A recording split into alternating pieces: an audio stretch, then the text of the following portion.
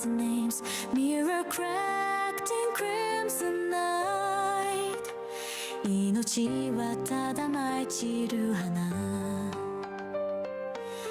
Ashes fall like silver rain, thrown untouched by fear or pain. Curtains drawn, a world denied. 微笑みさえ罪に染まる。 Black, black, black is the sky. I rain, I burn, I never die. 終わらせるのはこの手。フィナレは出国の歌。 Black, black, black is the flame. Alone, unknown, I bear no name. ヒーローのいらない獅子魔こそが勝者の証。 Shadow march through twisted light. Golden lights collapse in night. 避けた空に舞う言葉。 Truth is dead, long live the sky. Time is bleeding, hearts decay. No dawn comes to claim this day. 言葉の奥に潜む刃。誰も触れぬ孤独の花。 Crush, crush, crush the light. No truth, no fate, just endless night. 偽りごと愛にして響くのは無音のララバイ。 Burn, burn, burn the light. This kingdom ruled by my goodbye. 誰も届かぬ場所で今永遠だけがそばにいる。 No gods remain, no stars align. A whisper rules what's left behind. 声なき声が支配する。忘却へと続く踊。 Black, black, black is the sky. I rain, I burn, I never die. 終わらせるのはこの手。フィナレは漆黒の歌。 Black, black, black is the flame. Alone, unknown, I bear no name. ヒーローのいらない獅子魔こそが勝者の証。 Rise, rise, rise in the fall. I stand alone above it all. 滅びの果て咲いた花。その名もシャヌ王の歌。 Cry, cry, cry in vain. Still I remain, still I remain. 日を越えた孤独へと最後の影が踊り出す。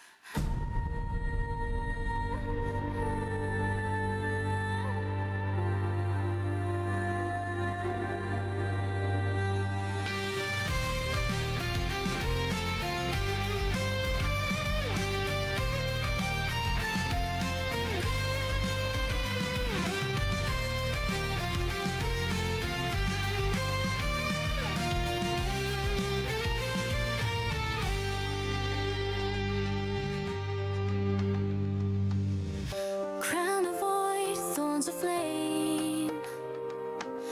My silence echoes with forgotten names. Mirror cracked in crimson night. 命はただ舞い散る花。 Ashes fall like silver rain, thrown untouched by fear or pain. Curtains drawn, a world denied. 微笑みさえ罪に染まる。 Black, black, black is the sky. I rain, I burn, I never die. 終わらせるのはこの手。フィナレは出国の歌。 Black, black, black is the flame. Alone, unknown, I bear no name. ヒーローのいらない獅子魔こそが勝者の証。 Shadow march through twisted light. Golden lights collapse in night. 避けた空に舞う言葉。Truth is dead, long live the sky. bleeding, hearts decay. No dawn comes to claim this day. 言葉の奥に潜む刃、誰も触れぬ孤独の花。Crush, crush, crush the light. No truth, no fate, just endless night. 偽りごと愛にして響くのは無音のララバイ。Burn, burn, burn the light. This kingdom ruled by my goodbye. 誰も届かぬ場所で今、永遠だけがそばにいる。No gods remain, no stars align. A whisper rules what's left behind. 声なき声が支配する。忘却へと続く踊。Black, black, black is the sky. I rain, I burn, I never die. 終わらせるのはこの手。フィナーレは漆黒の歌。Black, black, black is the flame. Alone, unknown, I bear no name. 日がなどいらないしじまこそが勝者の証。Rise, rise, rise in the fall. I stand alone above it all. 滅びの果て咲いた花、その名もシャヌオの歌。Cry, cry, cry in vain. Still I remain, still I remain. 疲労を超えた孤独へと最後の影が踊り出す。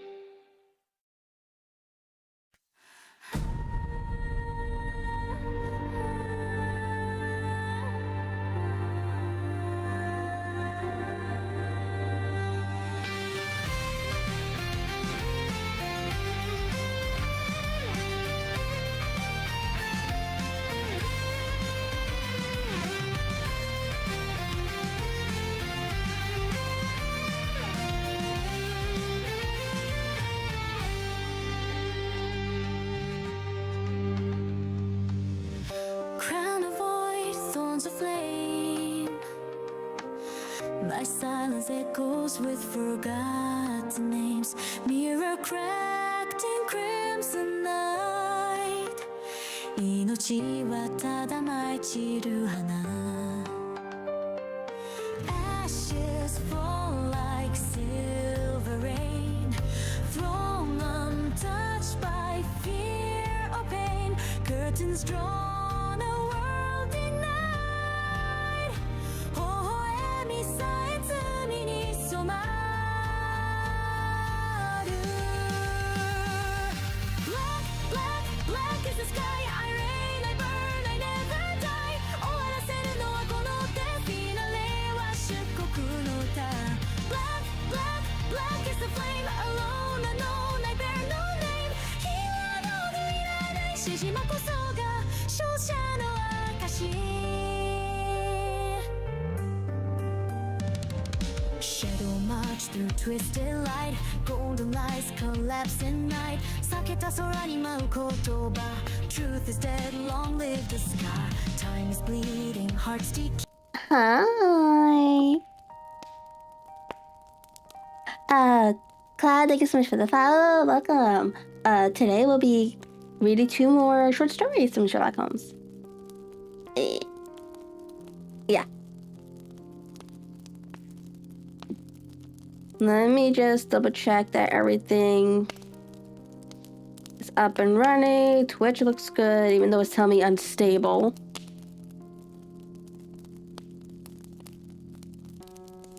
That looks good.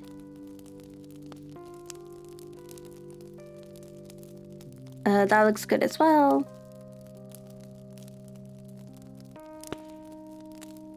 And all the audio stuff should be fine. Hopefully, maybe.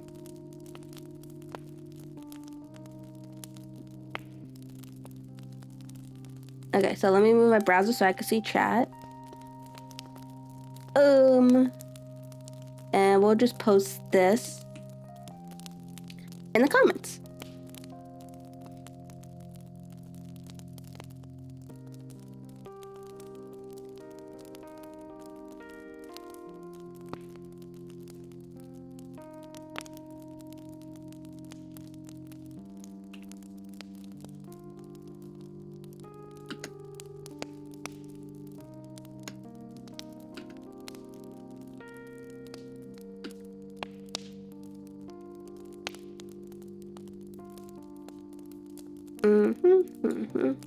Close this. I'm gonna close some of this stuff.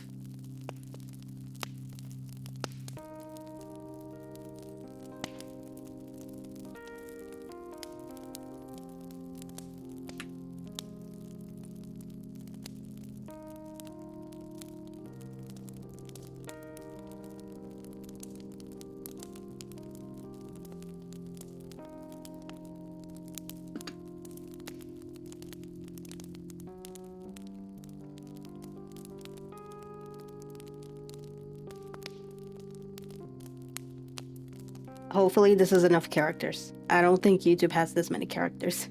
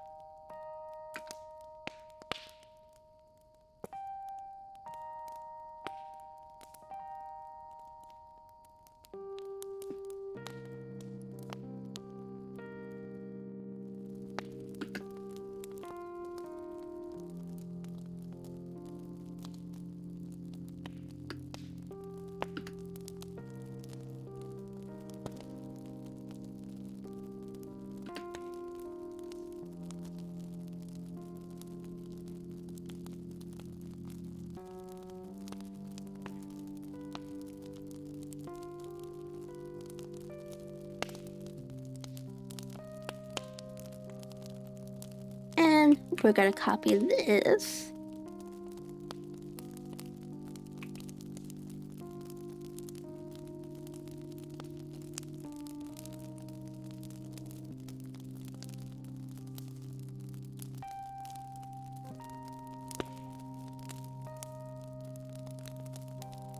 All right, that should be good.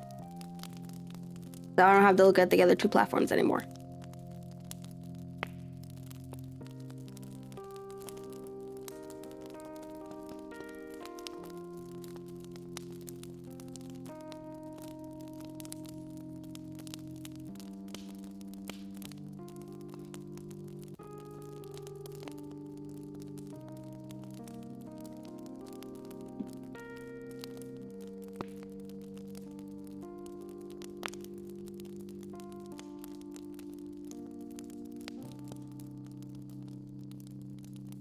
Alright, we're all set now. Okay, welcome in everyone. Today we'll be continuing the Adventures of Sherlock Holmes. Tonight's story is The 5 Orange Pipes.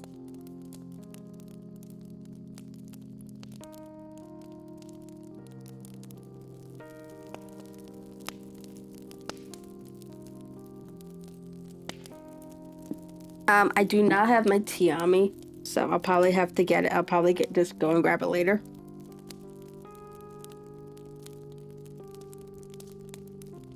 Probably within the next half hour to an hour, depending on how far we get with the story.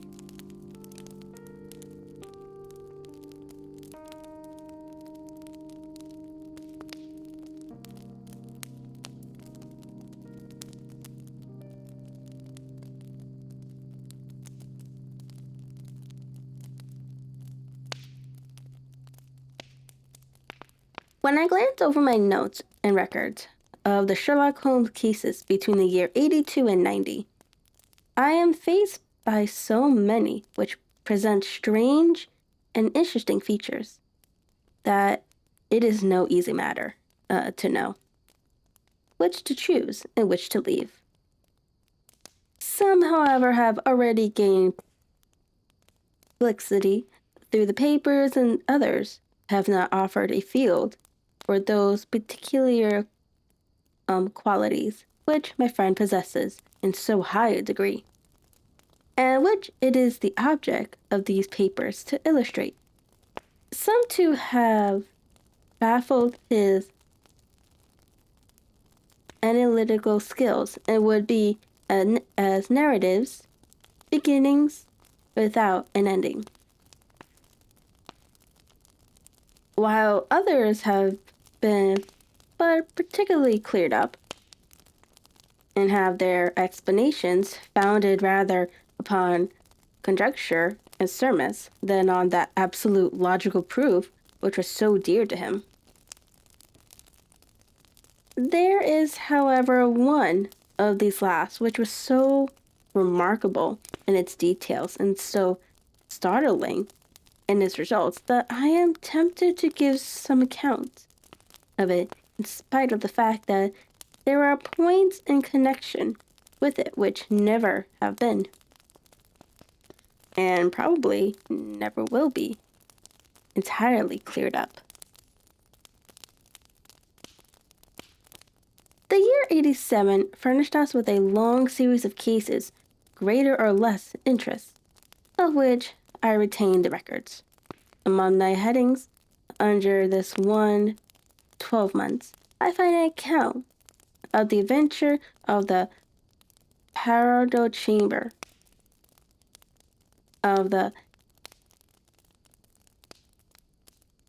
Amateur Maintenance Society, who held a luxurious club in the lower vault of a furniture warehouse, of the facts connected with the loss of the British barque Sophie Anderson, of the singular adventures of the Grice Pattersons in the island of Ufa, and finally of the Camberwell poisoning case. In the latter, as may be remembered, Sherlock Holmes was able by winding up the dead man's watch to prove that it had been wound up 2 hours before, and that therefore the deceased had gone to bed within that time. A deduction which was of the greatest importance in clearing up the case. All these I may sketch out at some future date, but none of them present such singular features as the strange train of circumstances which I have now taken up my pen to describe. It was in the latter days of September, and the equinoctial gales had set in with exceptional violence. All days the wind had screamed and the rain had beaten against the windows, that even here in the heart of great handmade London we were forced to raise our minds for the instant from the rotation of life and to recognize the presence of those great elemental forces which shriek at mankind through the bars of his dwelling station like untamed beasts in a cage. As evening drew in, the storm grew higher and louder, and the wind cried and sobbed like a child in the chimney. Sherlock Holmes sat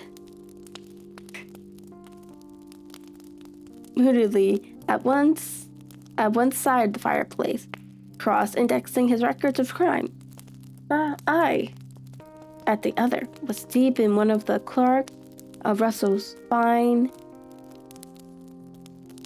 sea stories until the howl of the gale from without seemed to blend with the text, and the splash of the rain to lengthen out into the long swash of the sea waves. My wife was on a visit to her mother's, and for a few days I was a dweller once more in my old quarters at Baker Street. Why said I, glancing up at my companion. It was surely the bell. Who could come tonight? Some friend of yours, perhaps? Except yourself, I have none, he answered. I do not encourage visitors. A client, then? If so, it is a serious case. Nothing less will bring a man out on such a day and at such an hour. But I take it that it is more likely to be some crony of the landladies. Sherlock Holmes was wrong in his conjecture, however, but there came a step in the passage and a tapping at the door. He stretched out his long arm to turn the lamp away from himself and towards the vacant chair upon which a newcomer must sit. Come in, said he. The man who entered was young, some 22 at the outside, well-groomed, trimly clad, with something of refinement and delicacy in his bearing. The streaming umbrella which he held in his hand, and his long, shiny waterproof, told of the fierce weather through which he had come. He looked about him anxiously in the glare of the lamp, and I could see that his face was pale and his eyes heavy, like those of a man who is weighed down with some great anxiety. I owe you an apology, he said, raising his golden business to his eyes. I trust that I am not intruding. I fear that I have brought some traces of the storm and rain into your snug chamber. Give me your coat and umbrella, said Holmes. They may rest here on the hook, and will be dry presently. You have come up from the southwest, I see. Yes, from Horsham. That clay and chalk mixture which I see upon the toe caps is quite distinctive. I have come for advice. That is easily got. And help. That is not so easy.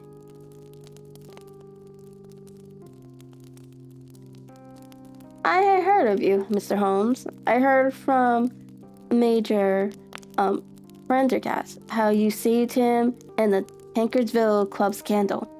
Ah, of course. He was wrongfully accused of cheating at cards. He said that you could solve anything. He said too much. That you are never beaten. I have been beaten 4 times. 3 times by men, and 1 by a woman. But what is that compared with the number of your successes? It is true that I have been generally successful. Then you may be so with me. I beg that you draw your chair up to the fire and favor me with some details as to your case. It is no ordinary one.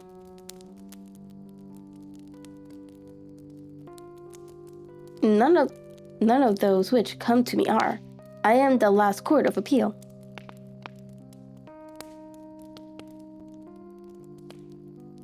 And yet I question, sir, whether in all your experience you have ever listened to a more mysterious and inexplicable chain of events than those which have happened in my own family. You fill me with interest, said Holmes. Pray, give us the essential facts from the commencement, and I can afterwards question you as to those details which seem to me to be most important. The young man pulled his chair up and pushed his wet feet out towards the blaze. My name, said he, is John Openshaw. while my own affairs have, as far as I can understand, little to do with this awful business. It is a hereditary matter, so in order to give you an idea of the facts, I must go back to the commencement of the affair. You must know that my grandfather had 2 sons, my uncle Elias and my father Joseph. My father had a small factory at Coventry, which he enlarged at the time of the invention of bicycling. He was patentee of the Openshaw unbreakable tire, and his business met with such success that he was able to sell it and to retire about a handsome compliments. My uncle Elias immigrated to America when he was a young man and became a planter in Florida, where he was reported to have done very well. At the time of the war, he fought in Jackson's army and afterwards under Hood, where he rose to be a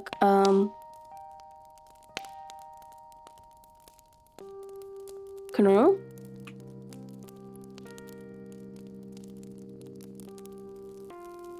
Okay, it's colonel.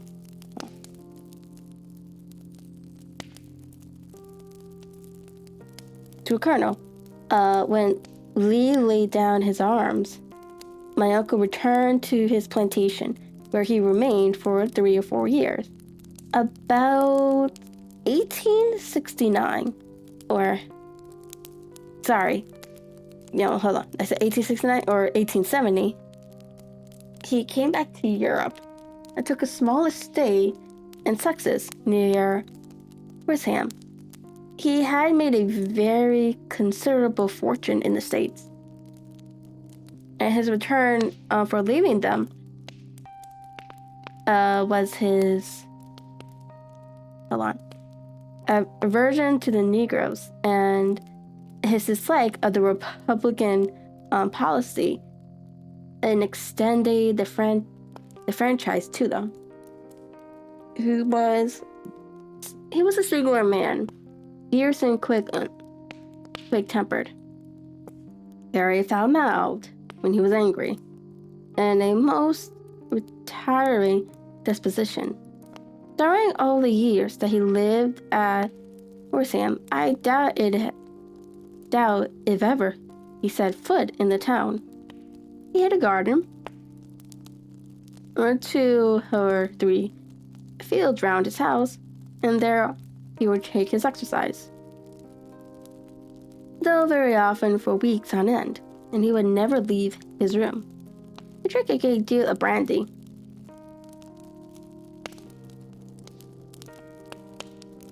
and smoked very heavily.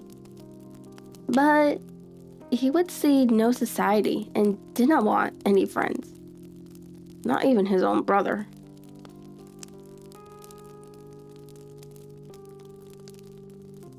He didn't mind me, in fact. He took a fancy to me, for at the time when he saw me first, I was a youngster of 12 or so. This would be in the year 1878, after he had been 8 or 9 years in England. He begged my father to let me live with him, and he was very kind to me in his way. When he was sober, he used to be fond of playing backgammon and draughts with me, and he would make me his representative both with the servants and with the tradespeople, so that by the time that I was 16, I was quite master of the house. I kept all the keys and could go where I liked and do what I liked, so long as I do not disturb him in his privacy. There was one singular exception, however, for he had a single room, a lumber room, up among the attic, which was invariably locked, and which he would never permit either me or anyone else to enter.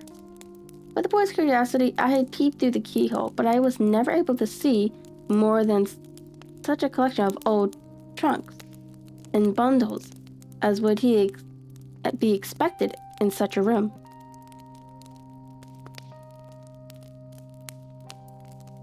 One day, it was in March 1883, a letter with a foreign stamp lay upon the table in front of the colonel's plate. It was not a common thing for him to receive letters, for his bills were all paid in ready money, and he had no friends of any sorts. "From India," said he, as he took it up. "Pondicherry postmark. What can this be?" Opening it hurriedly, out there jumped 5 blue dried orange pips, which pattered down upon his plate. I began to laugh at that, but the laugh was stuck from my lips at the sight of his face. His lips had fallen, his eyes were protruding, his skin the color of putty, and he glared at the envelope, which he still held in his trembling hands. "KKK," he shrieked, and then, my God, my sins have overtaken me." "What is it, Uncle?" I cried.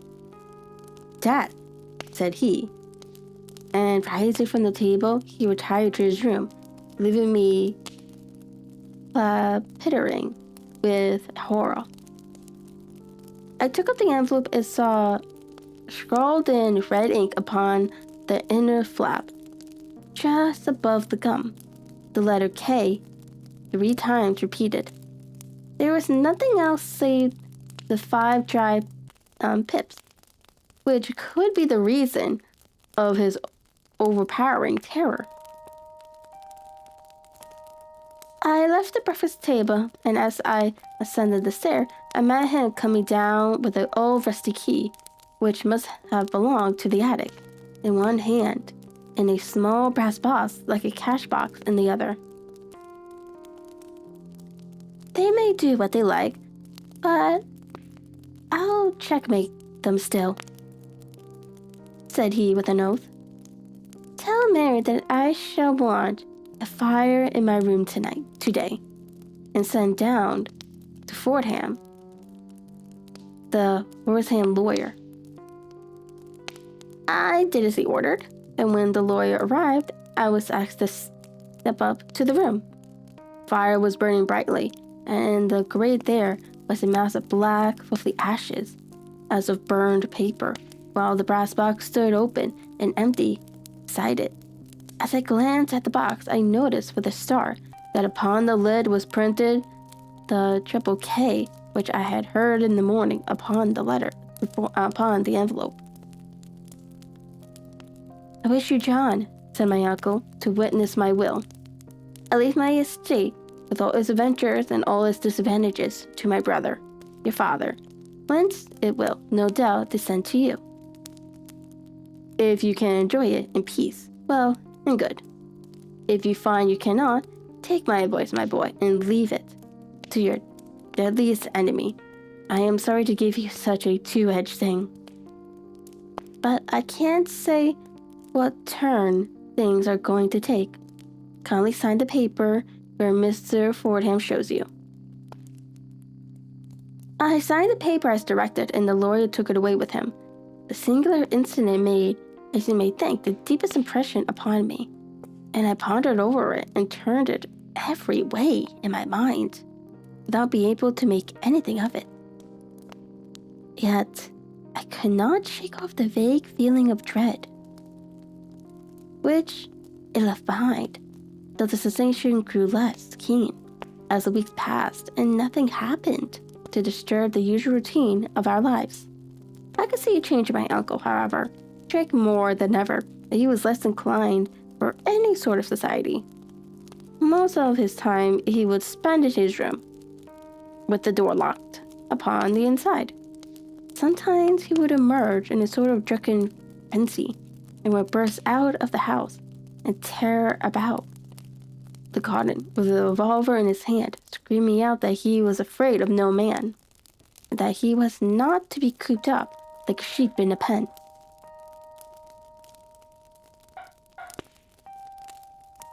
by man or devil? I wonder what he's barking at now.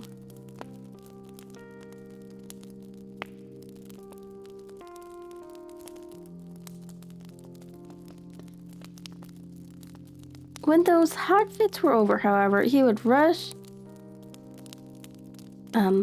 tempestuously in at the door and lock and bar it behind him, like a man who can reason it out no longer against the terror which lies at the root of his soul.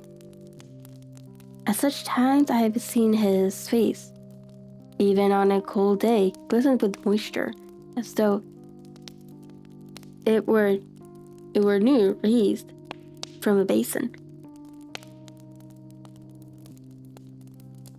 Well, to come to an end of the matter, Mr. Holmes, and not to abuse your presence, there came a night when he made one of those drunken sallies from which he never came back. We found him when we went to search for him, face downward, in a little green scummed pool which lay at the foot of the garden. There was no sign of any violence, and the water was but 2 feet deep, so that the injury, having regard to, is known as such trickery, brought in a vertical suicide. But I, who knew how he winced from the very thought of death, had much ado to persuade myself that he had gone out of his own way to meet it.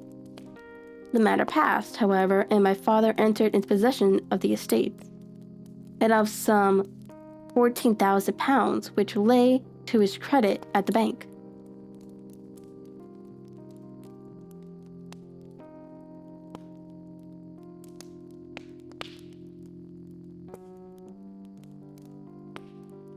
One moment, Holmes interposed.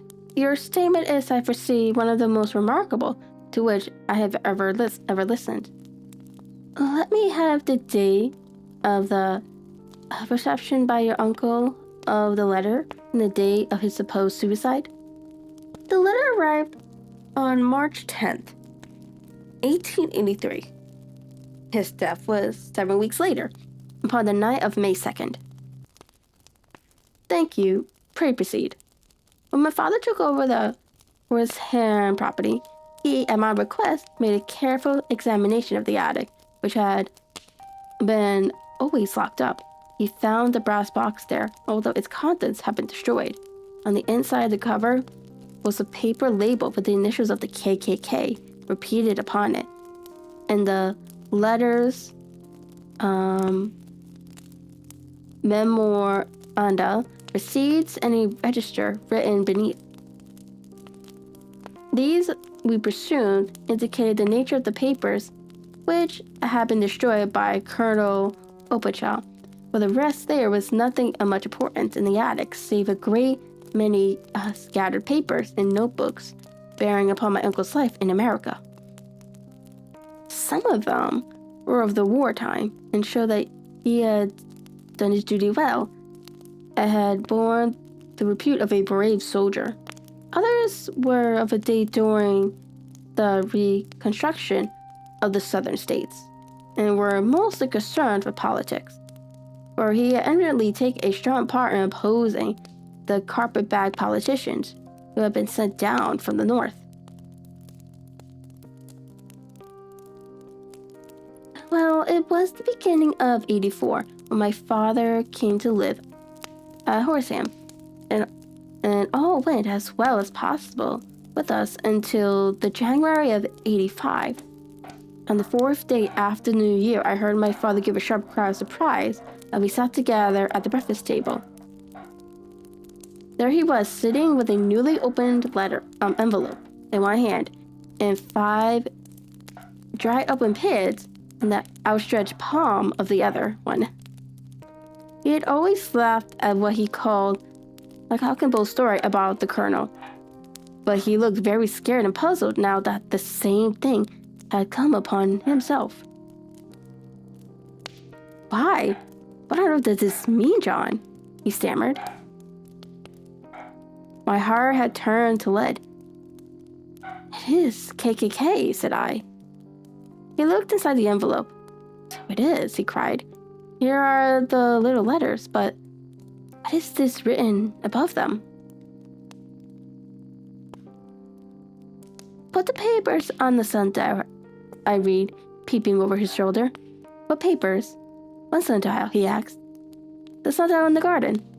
"There is no other," said I, "but the papers must be those that are destroyed." "Phew, phew," said he, gripping hard at his courage. "We are in a civilized land here. We can't have tomfoolery of this kind. Where does the thing come from?" "From Dundee," I answered, glancing at the postmark.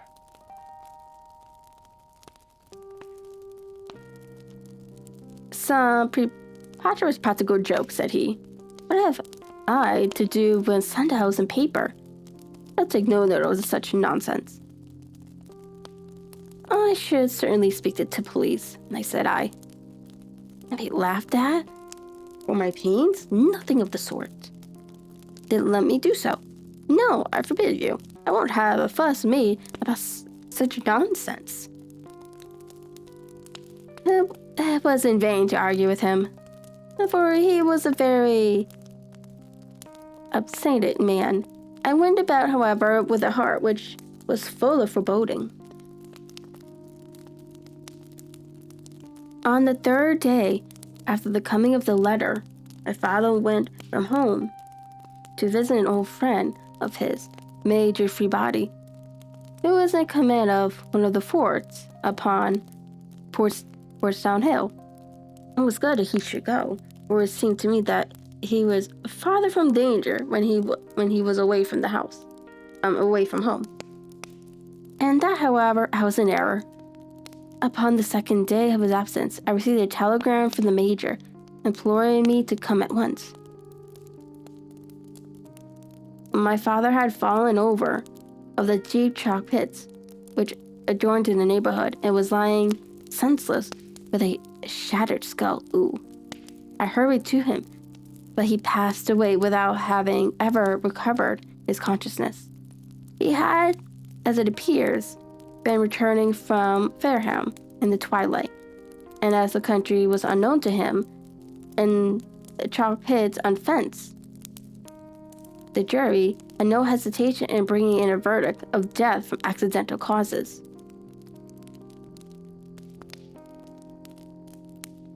Carefully as I examined every fact connected with his death, I was unable to find anything which could suggest the idea of murder. There was no sign of violence, no footmarks, no robbery, no records of strangers having been seen upon the roads. And yet, I need not tell you that my mind was far from at ease, and that I was well nigh certain that some foul plot had been woven round him.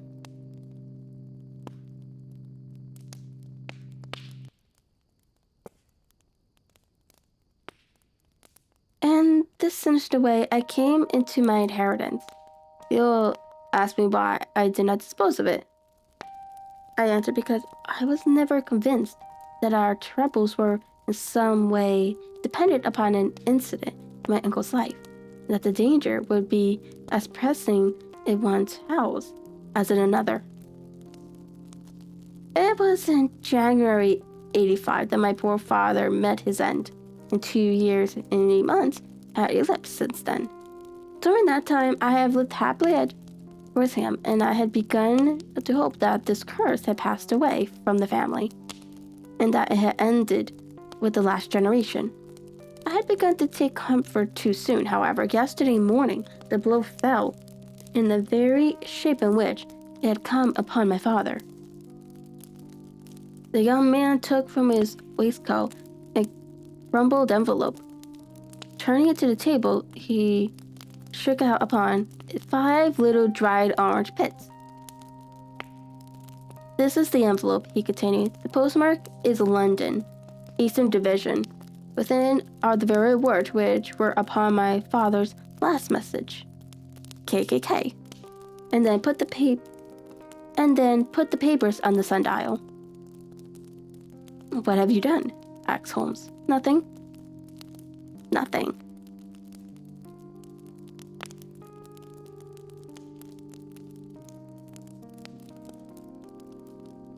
To tell the truth, he sank his face into his thin white hands. I had felt hopeless. I had felt like one of those poor rabbits with the snake is withering towards it. I seemed to be in the grasp of some resistless and discernible evil, which no foresight and no precautions can guard against. Tut tut, cried Sherlock Holmes. You must act, man, or you are lost. Nothing but energy could save you. This is no time for despair. I have seen the police. Ah. But they listened to my story with a smile. I am convinced that the inspector has formed the opinion that the letters are all practical jokes, and that the deaths of my relations were really accidents, as the jury stated, and were not to be connected with the warnings.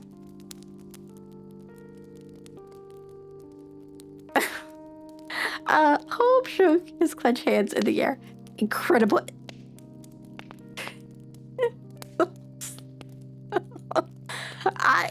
He likes calling everyone imbeciles. I noticed that.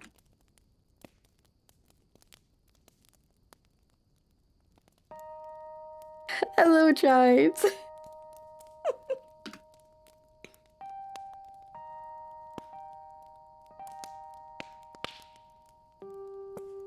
Oh my god.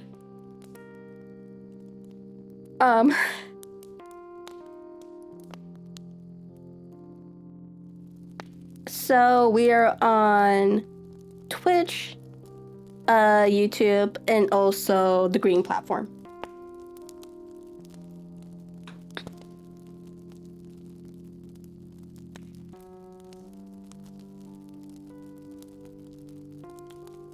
Holmes shook his clenched hands in the air. Incredible imbeciles, he cried. They have, however, allowed me a policeman who may remain in the house with me. Has he come with you tonight? No, his orders were to stay in the house. Again, Holmes raved in the air. Why did you come to me? He cried, and above all, why did you not come at once? I did not know. It was only today that I spoke to Major Prendergast about my troubles, and was advised by him to come to you. It is really 2 days since you had the letter. We should have acted before this. You have no further evidence, I suppose, that which you have placed before us, no suggestive details which may help us. There is one thing, said John Openshaw. He rummaged his coat pocket. Trevor, thank you so much for checking in.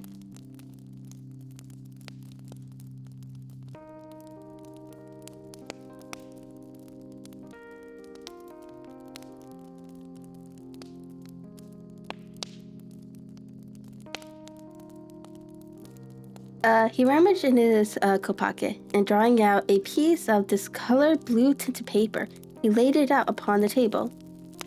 I have some remembrance, said he, that on the day when my uncle burned the papers, I observed that the small unburned margins which lay amid the ashes were of this particular color.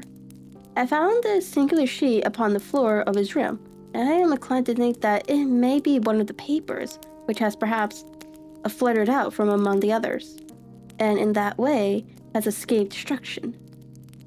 Upon the mention of pips, I did not see that it helps us much. I think myself that it is a page from some private diary.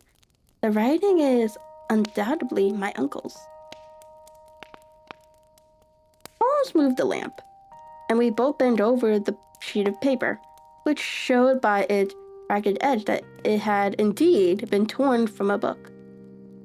It was headed March 1869, and beneath were the following anecdotal notes. 4th, Hudson came, same old platform. 7th, set the pit Macaulay Paramore, and John Swines at St. Augustine. 9th, Macaulay cleared. 10th, John Swines cleared. 12th, visited Paramore. All well. Thank you, said Holmes, folding up the paper and returning to our visitor. And now you must, on no account, lose another instance. We cannot spare time even to discuss what you have told me. If you must get home instantly and act, what shall I do? There is but one thing to do, and must be done at once.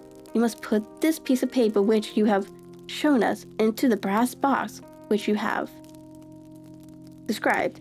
You must also put in a note to say that all the other papers were burned by your uncle, and that this is the only one which remains. You must assert that in such words as will carry conviction with them. Having done this, you must at once put the box out upon the sundial as directed. Do you understand? Entirely. Do not think of revenge or anything of the sort at present. I think that we may gain that by means of the law, but we have our web to weave, while theirs is already woven. The first consideration is to remove the pressing danger which threatens you. The second is to clear up the mystery and to punish the guilty parties. I thank you, said the young man, raised and pulling on his overcoat. Zach, hi. You have given me fresh life and hope. I shall certainly do as you advise. Do not lose an instant, and above all, take care of yourself in the meanwhile, for I do not think that there can be a doubt that you are threatened by a very real and admitted danger. How do you go back? By train from Waterloo. It is not yet 9. The streets will be crowded, so I trust that you may be in safely. And yet, you cannot guard yourself too closely. I am armed. That is well. Tomorrow, I shall set to work upon your case. I shall see you at Horsham then? No. Your secret lies in London. It is there that I shall seek it. Then I shall call upon you in a day, or in 2 days, with news as to the box and the papers. I shall take your advice in every particular. He shook hands with us and took his leave. Outside, the wind still screamed and the rain splashed and pattered against the window. This strange, wild story seemed to have come to us upon amid the mad element, blown in upon us like a sheet of seaweed in a gale, and now to have been reabsorbed by them once more. Sherlock Holmes sat for some time in silence, with his head sunk forward and his eyes bent upon the red glow of the fire.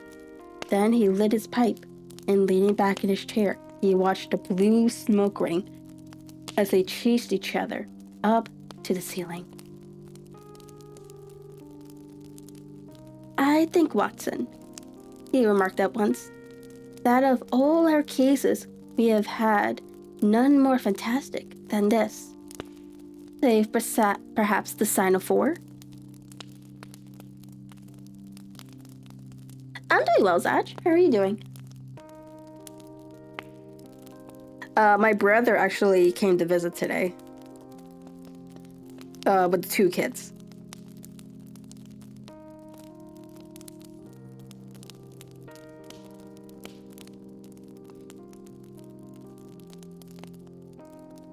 I feel that.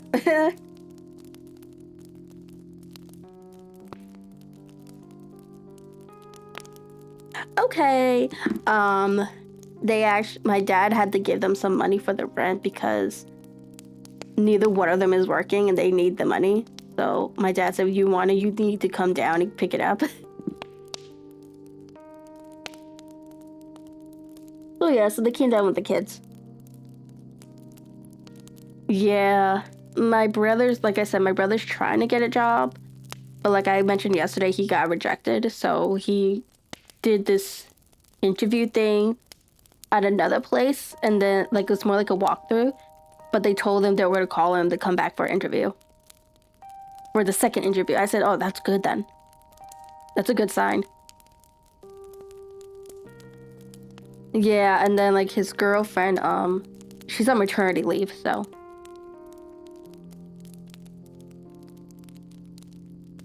I feel bad for my brother.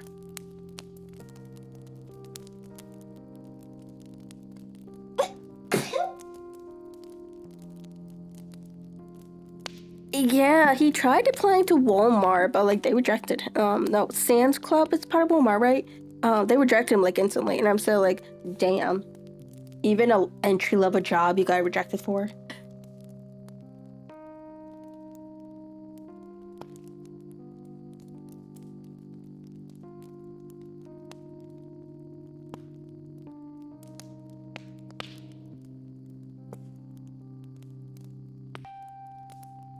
I'm debating.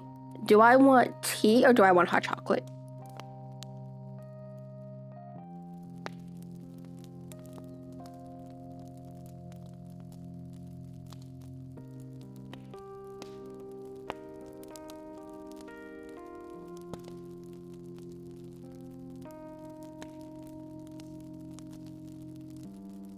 I can feel another sneeze coming on. Ow.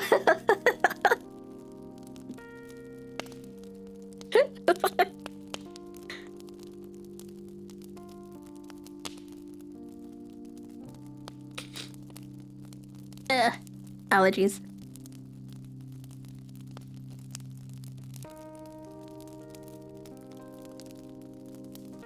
Oh, chocolate it is then. We just finished this one, but like we're on to the next page anyway, so I'll stop right there for now. I'm gonna make some hot chocolate real quick, and then we'll continue the story. Yeah, that's a good plan. So I'll be back. I'll probably take some allergy medication while I'm at it because like I didn't take it yet. That's probably what I'm sneezing. Hello, hi. I'll be right back. Footsteps vanish on a wet concrete. Cities bleeding under neon heat. No savior left in this silent fight. Only shadows whisper through the night. Kokoro no kude nanika ga koware. Dare ni mo kikoenai sakebi ga yureru. Crimson sky and the sirens wail. Justice cracked like a rusted nail. I chase my sins through the alleyway. The rain don't wash this guilt away. Uso no yona ai no kiyoku. Mada mune no oku de utsuiteru. Black rain, red moon, dancing slow to a dying tune. Wounds don't fade, they bloom inside this never-ending gloom. Black rain, red moon, I'm the storm, I'm the ruin. Toketeku yume no kage, wasuretaku te mo wasurarenai. Cold breath in a smoky room. Truth decays like a bloodstained bloom. I've made my bed in a bed of glass. Time cuts deep and nothing lasts. Koareta mirai, eranda batsu. Kono machi ga subete o nomikomu. Fate is laughing from the second floor. I knock but never find the door. Heartbeat sync with a loaded gun. Guess I'm cursed to always run. Kimi no koe ga nokoru yoru. Sore dake ga riaru na akeshi. Black rain, red moon, dancing slow to a dying tune. Wounds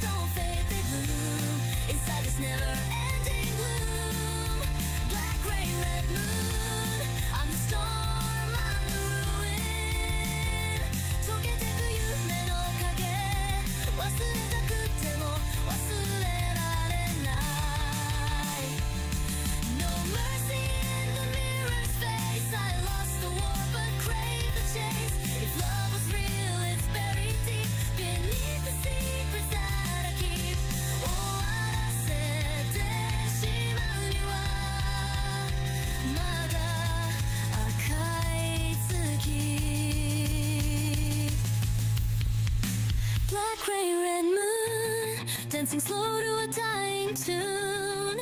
Wounds don't fade, they bloom inside this never-ending gloom. Black rain, red moon, I'm the storm, I'm the ruin. 溶けてく夢の影、忘れたくても忘れられない。Dancing slow to a dying tune. Wounds don't fade, they bloom inside this never-ending gloom.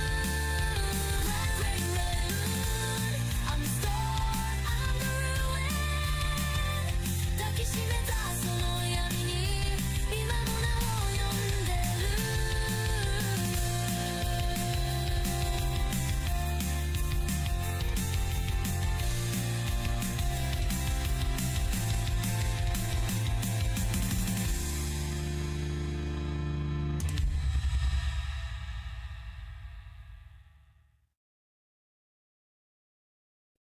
Footsteps vanish on a wet concrete. Cities bleeding under neon heat. No savior left in this silent fight. Only shadows whisper through the night. 心の奥で何かが壊れ、誰にも聞こえない叫びが揺れる。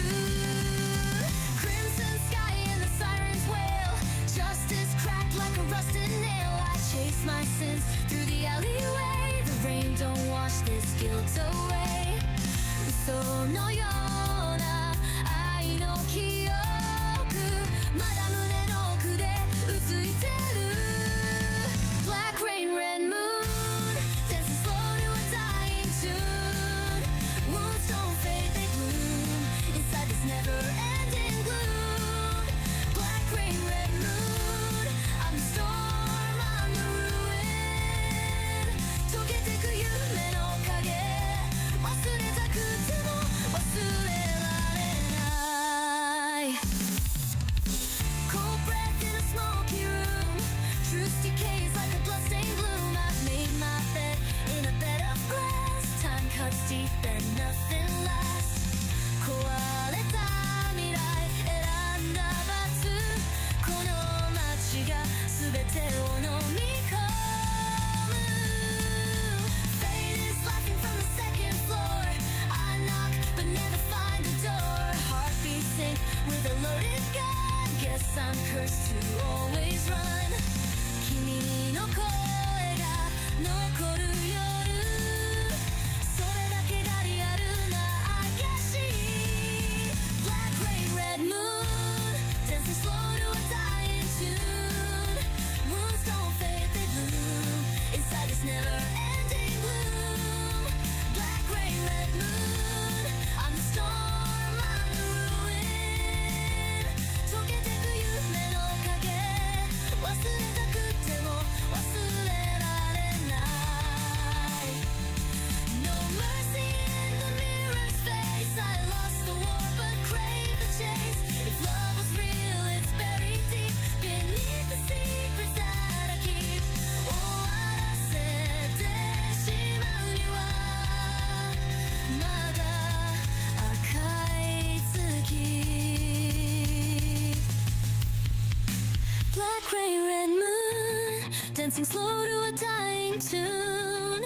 Wounds don't fade, they bloom inside this never-ending gloom. Black rain, red moon, I'm the storm, I'm the ruin. 溶けてく夢の影、忘れたくても忘れられない。Dancing slow to a dying tune. Wounds don't fade, they bloom inside this never-ending gloom. Black rain, red moon, I'm the storm, I'm the ruin. 抱きしめたその闇に今もなお呼んでる。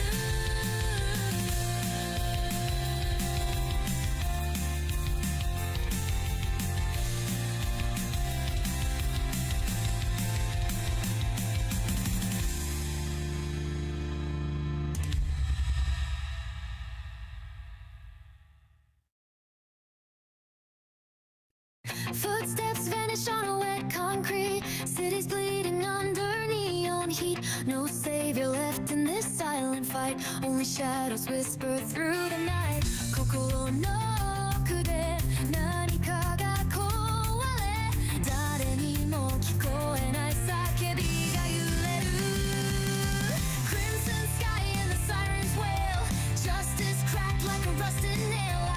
erase my sins through the alleyway. The rain don't wash this guilt away. 嘘のような愛の記憶、まだ胸の奥でうついてる。 Black rain, red moon, dancing slow to a dying tune. Wounds don't fade, they bloom inside this never-ending gloom. Black rain, red moon, I'm the storm, I'm the ruin. 溶けてく夢の影、忘れたくても忘れられない。 Cold breath in a smoky room, truth decays like a bloodstained gloom. I've made my bed in a bed of glass. Time cuts deep and nothing lasts. 壊れた未来選んだ罰、この街が全てを飲み込む。 Fate is laughing from the second floor. I knock but never find a door. Heartbeat sync with a loaded gun. Guess I'm cursed to always run. 君の声が残る夜、それだけがリアルな証。 Black rain, red moon, dancing slow to a dying tune. Wounds don't fade, they bloom inside this never-ending gloom. Black rain, red moon, I'm the storm, I'm the ruin. 溶けてく夢の影、忘れたくても忘れられない。 No mercy in the mirror's face. I lost the war but crave the chase. If love was real, it's buried deep beneath the secrets that I keep. 終わらせてしまうにはまだ赤い月。 Black rain, red moon, dancing slow to a dying tune. Wounds don't fade, they bloom inside this never-ending gloom. Black rain, red moon, I'm the storm, I'm the ruin. 溶けてく夢の影、忘れたくても忘れられない。 Dancing slow to a dying tune. Wounds don't fade, they bloom inside this never-ending gloom. Black rain, red moon, I'm the storm, I'm the ruin.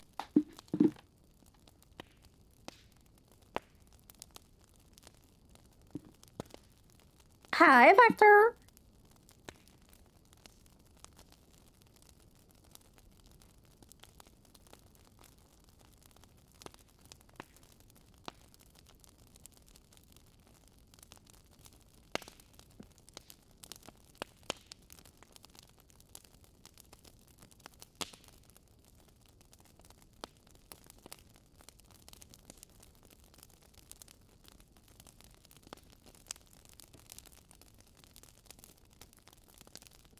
And now I'm curious.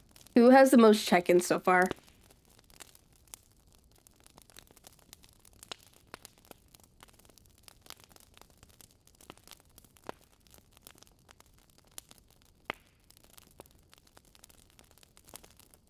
So there is a leaderboard, guys.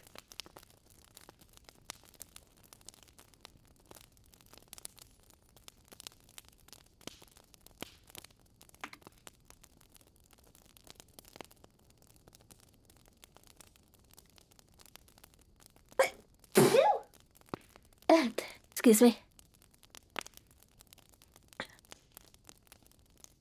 It's hot. And it looks like Roki's on the lead right now.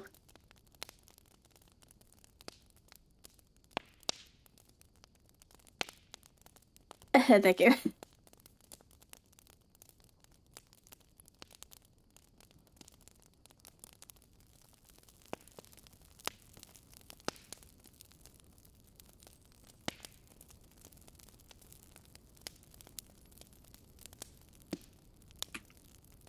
I forget what's the other command for this?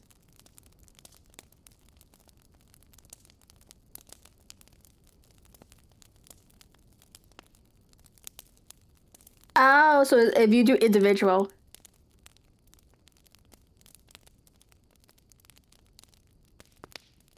I could drink any type of chocolate though. Warm, cold, hot. They all taste good.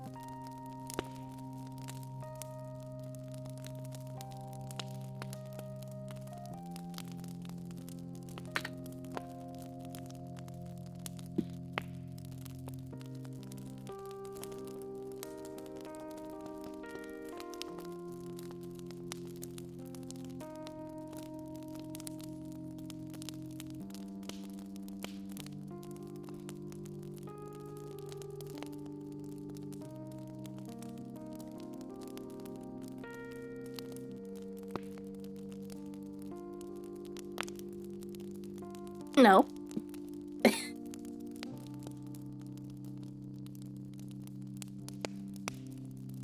I was taking my hot chocolate. I don't know if it was if the model was catching it though.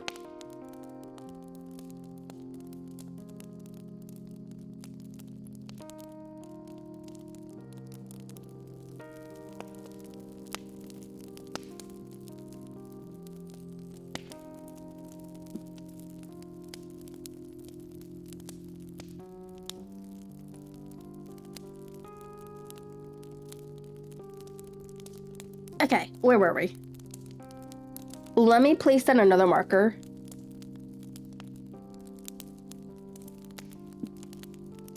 So this is the resume reading marker.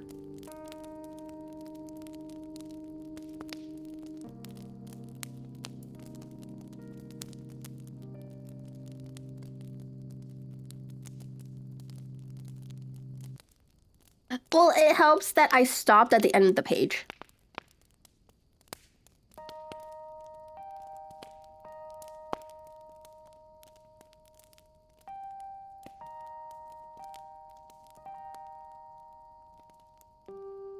Oh, well, yeah, safe perhaps that. And yet, this John Openshaw seems to me to be walking amid even greater perils than did the charlatans. But have you, I asked, formed any definite conception as to what these perils are?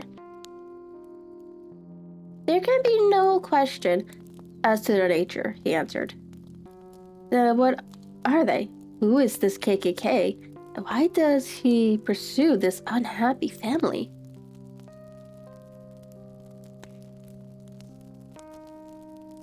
Sherlock Holmes closed his eyes and placed his elbows upon the arm of his chair with his fingers tips together. The ideal reasoner, he remarked, would, when he had once been shown a single fact and all its bearings, deduced from it not only all the chain of events which led up to it, but also all the results would follow from it. As Carver would correctly describe a whole animal by the a contemplation of a single bone, so the observer who has thoroughly understood one link in a series of incidents should be able to accurately see all the other ones, both before and after. We have not yet crafted the results, which the reasons alone can attain the problems may be solved in the study, which have baffled all those who have sought a solution by the aid of their senses. To carry the art, however, to its highest pitch, it is necessary that the reasoner should be able to utilize all the facts which have come to his knowledge. And this, in itself, implies, as you will readily see, a possession of all knowledge, which, even in these days of free education and in encyclopedias, is a somewhat rare accomplishment. It is not so impossible, however, that a man should possess all knowledge which is likely to be useful to him in his work.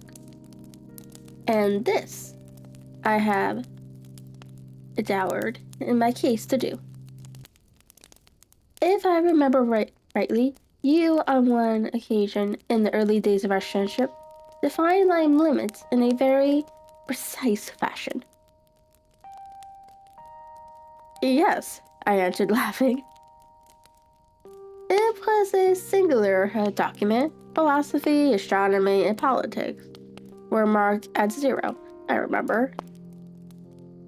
Botany, a variable, geology profound as regards the mud stained from any region within 50 miles of town. Chemistry, centric, autonomy, synthetic, sensational literature, and crime records unique. Violin player, boxer, swordsman, lawyer, and self-poisoner by cocaine and tobacco. That was a mouthful.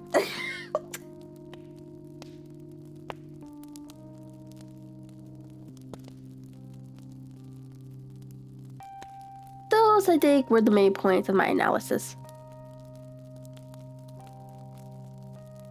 Holmes grinned at the last item.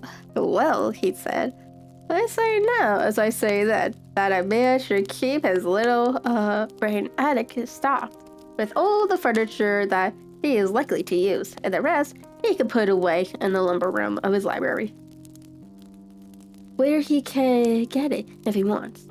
Now, for such a case as the one which has been submitted to us tonight, we need certainly to muster all other resources. Kindly hand me down the letter K of the American Encyclopedia, which stands upon the shelf beside you. Thank you. Now let us consider the situation and see what may be deducted from it. In the first place, we may start with a strong assumption that Colonel Opachow had some very strong reasons for leaving America. Men at this time of life do not change all their habits and exchange willingly the charming climate of Florida for the lonely life of an English provincial town. His extreme love of solitude in England suggests the idea that he was in fear of someone or something. So we may assume, as a working hypothesis, that it was fear of someone or something which drove him from America. As to what it was he feared, we could only deduce that by considering the formidable letters which were received by himself and his successors. Do you remark the postmark of those letters? The first was from Howdy Cherry, the second from Dundee, and the third from London.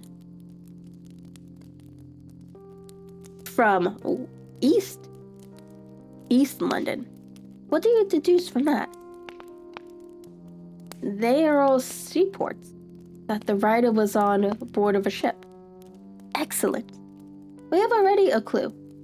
There can be no doubt that the strong probability that the writer was on board of a ship.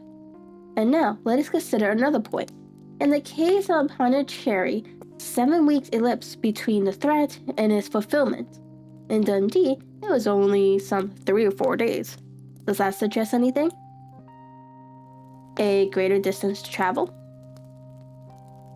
But the letter had also a greater distance to come. Then I do not see the point.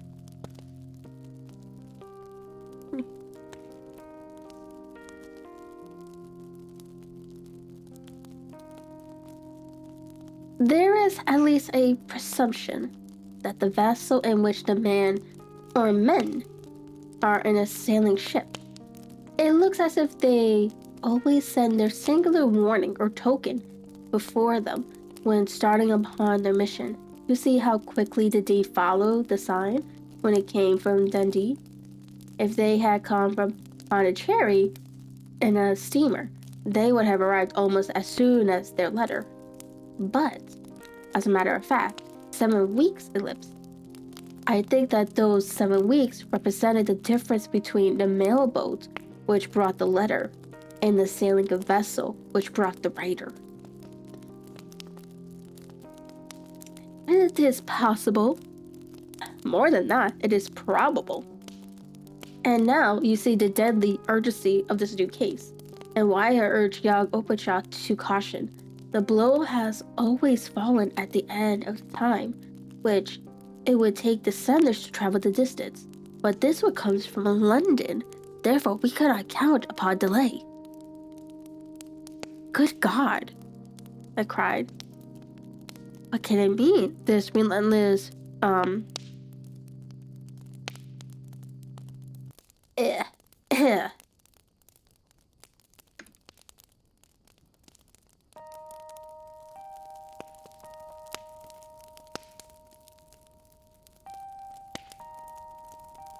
this relentless persecution.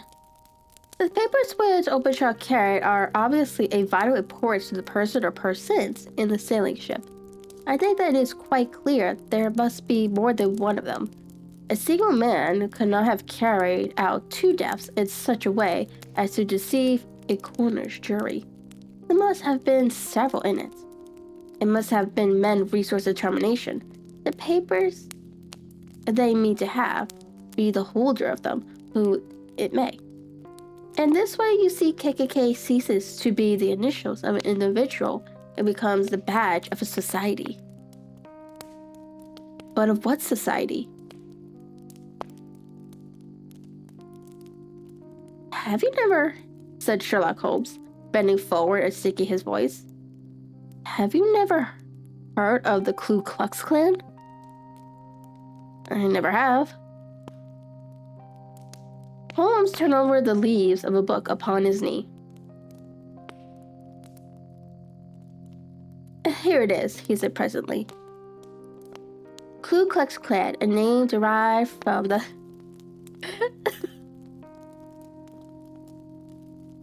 was the KKK not a dead giveaway?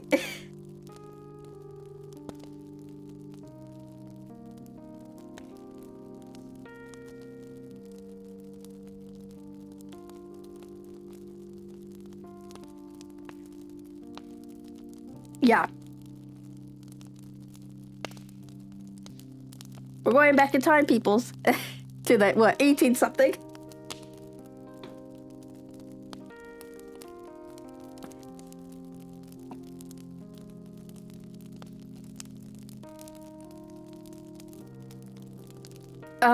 I think they're referring to this is being the 1800s? And they're having the colonel who served in one of the wars in America. He came to England. He ended up being killed in England. And then the literals keep saying KKK, so it was kind of obvious they're talking about the Ku Klux Klan. Now, if it's based on real history, probably not. It might be just referenced during the time period, though.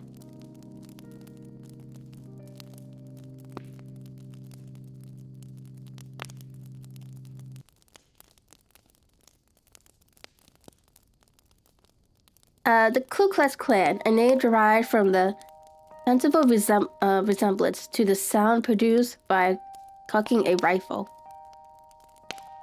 Their terrible secret society was formed by some ex-Confederate soldiers in the southern states after the Civil War, and they rapidly formed local branches in different parts of the country, notably in Tennessee, Louisiana, the Carolinas, Georgia, and Florida. Its power was used for political purposes, particularly for the terrorizing of the Negro voters and the murdering and driving from the country of those who were opposed to his viewers. Its outrages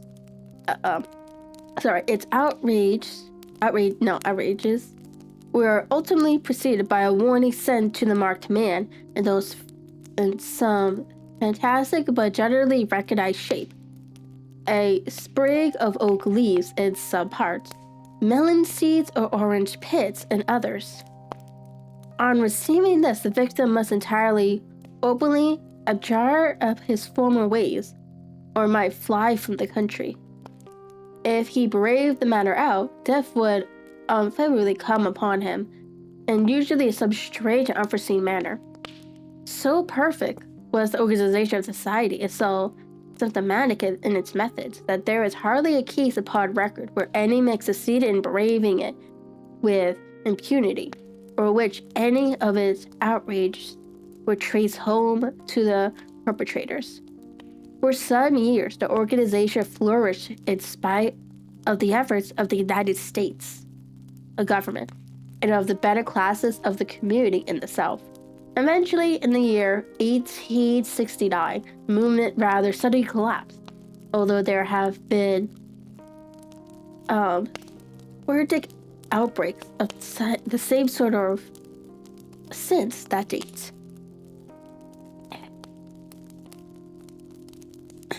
You will observe, said Holmes, laying down the volume, that the sudden breaking up of society was coincided with the disappearance of Openshaw from America with their papers.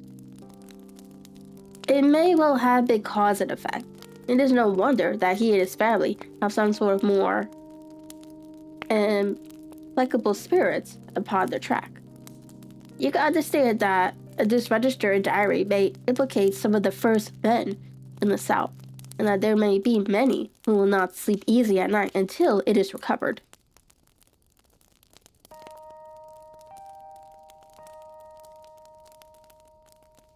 Then the page we have seen is such as we might expect. It rang, if I remember right, sent the pits to A, B, and C. That is, sent the society's warning to them. Then there are the successive entries that A and B cleared or left the country, and finally that C was visited with, I fear, a sinister result for C, which I think, Doctor, that we may let some light into the dark place. And I believe that the only change young Openshaw has in the meantime is to do what I have told him.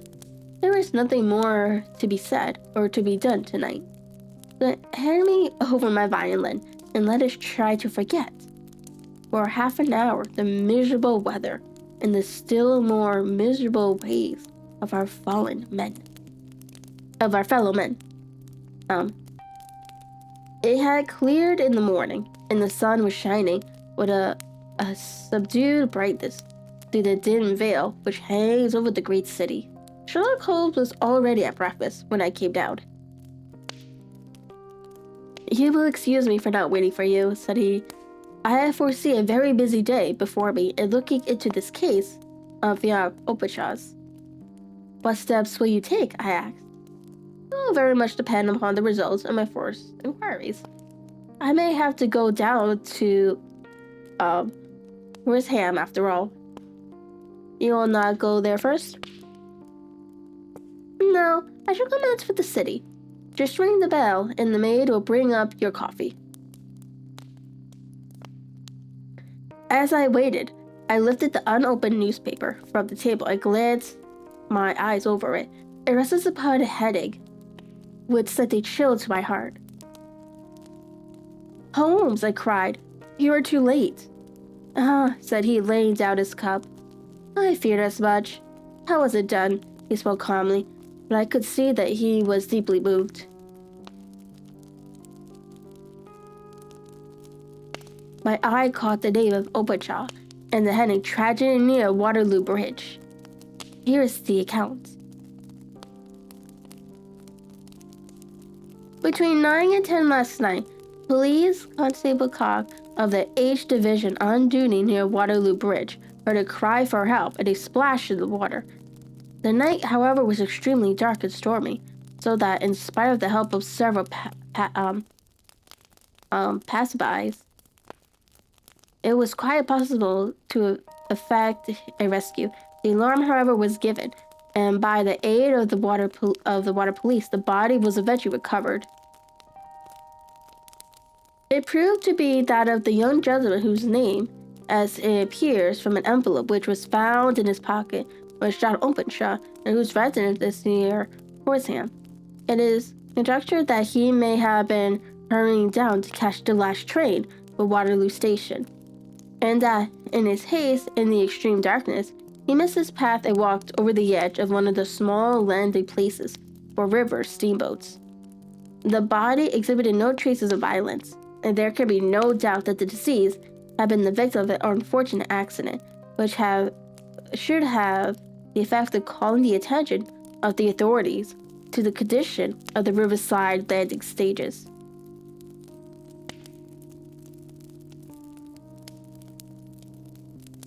Damn, the client is dead. We sat and sat for a few minutes, Holmes more depressed and shaken than I had ever seen him. That hurts my pride, Watson, he said at last. It is a petty feeling, no doubt, but it hurts my pride. It becomes a personal matter with me now, and if God sends me help, I shall set my hands upon this gang. That he should come to me for help, and that I should send him away to his death. He sprung from his chair and paced about the room in uncontrollable agitation, with a flush upon his shallow cheeks and a nervous clasp and unclasping of his long, thin hands. They must be cunning devils, he exclaimed at last. How could they have decoyed him down there? The embankment is not on the direct line to the station. The bridge, no doubt, was too crowded, even on such a night, for this purpose. Well, Watson, we shall see who will win in the long run. I am going out now.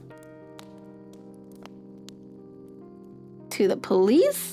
No, I shall be my own police. When I have spun the web, they may take the flies, but not before. All day I was engaged in my professional work, and it was late in the evening before I returned to Baker Street. Sherlock Holmes had not come back yet. It was nearly 10 o'clock before he entered, looking pale and worn. He walked up to the sideboard, and tearing a piece from the loaf, he devoured it voraciously, washing it down with a long draught of water. You are hungry, I remarked. Starving. It had escaped my memory. I have had nothing since breakfast. Nothing? Not a bite. I had no time to think of it. And how have you succeeded? Well, you have a clue? I have them in the hollow of my hand. Young Openshaw shall not long remain unavenged. Why, Watson, let us put our own devilish trademark upon them. It is well thought of. What do you mean? He took an orange from the cupboard, and tearing it into pieces, he squeezed out the pits upon the table. Of those, he took 5 and thrust them into an envelope. On the inside of the flap, he wrote S.H. or J.O. for J.O. Then he sealed it and addressed it to Captain James Callahan, Barque Lone Star, Savannah, Georgia. That will await him when he enters port, said he, chuckling. It may give him a sleepless night. He will find it as sure as a persecutor of his fate as Obishaw did before him. And who is this Captain Colhorn, the leader of the gang? I shall have the others, but he first. Ooh, he's on a warpath right now. Damn.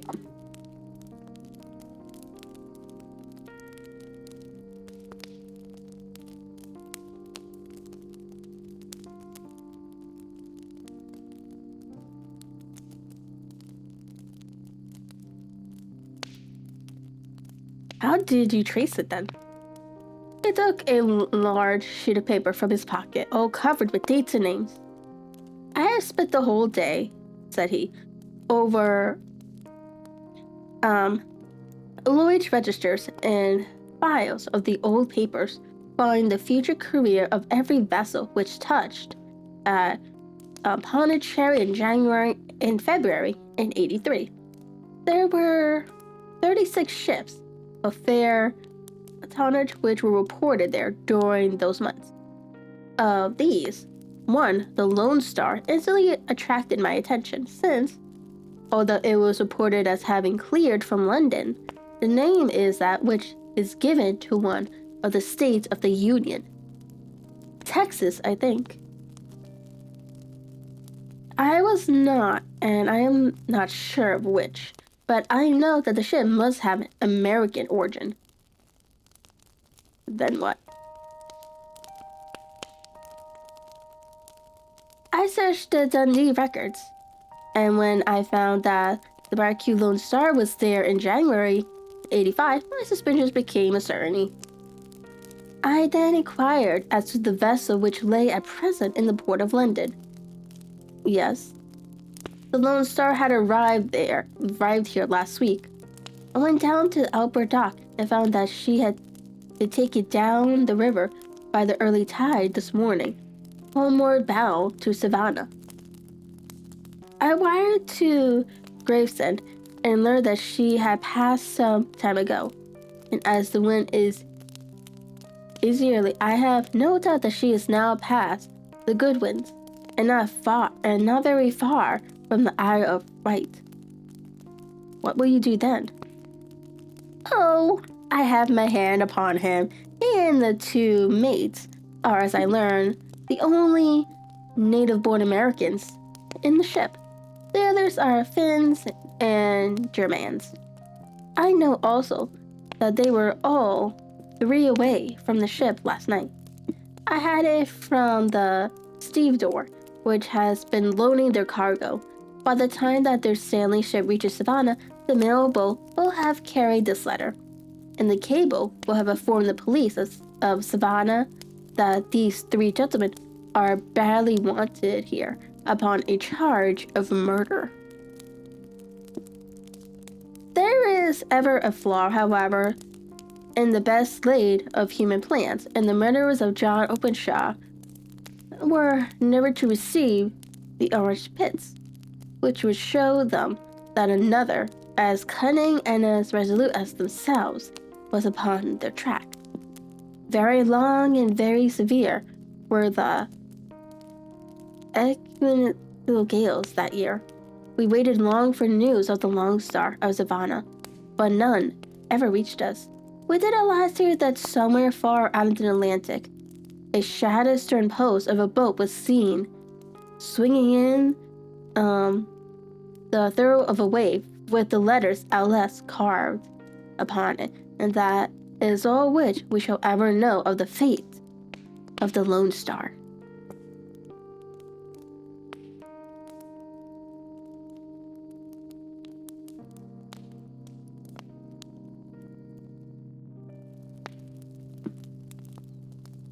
Damn, reading about the Ku Klux Klan was not on my bagel card today, guys.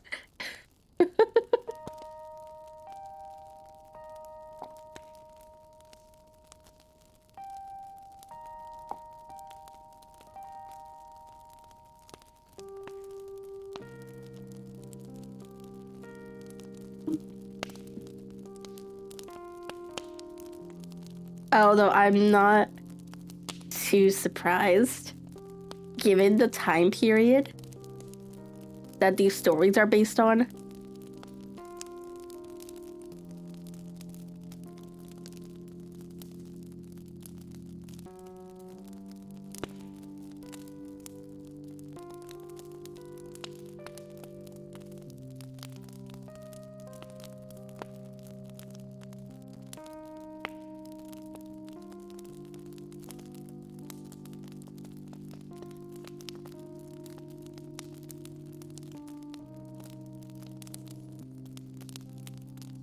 Okie dokie. So the next story is called The Man with the Twisted Lip. So actually...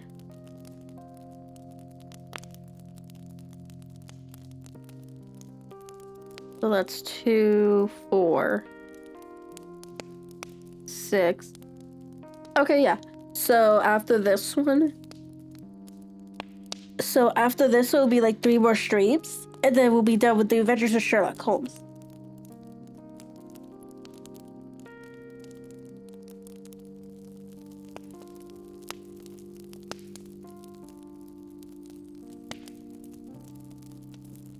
These short stories are going a lot faster than reading the actual novel.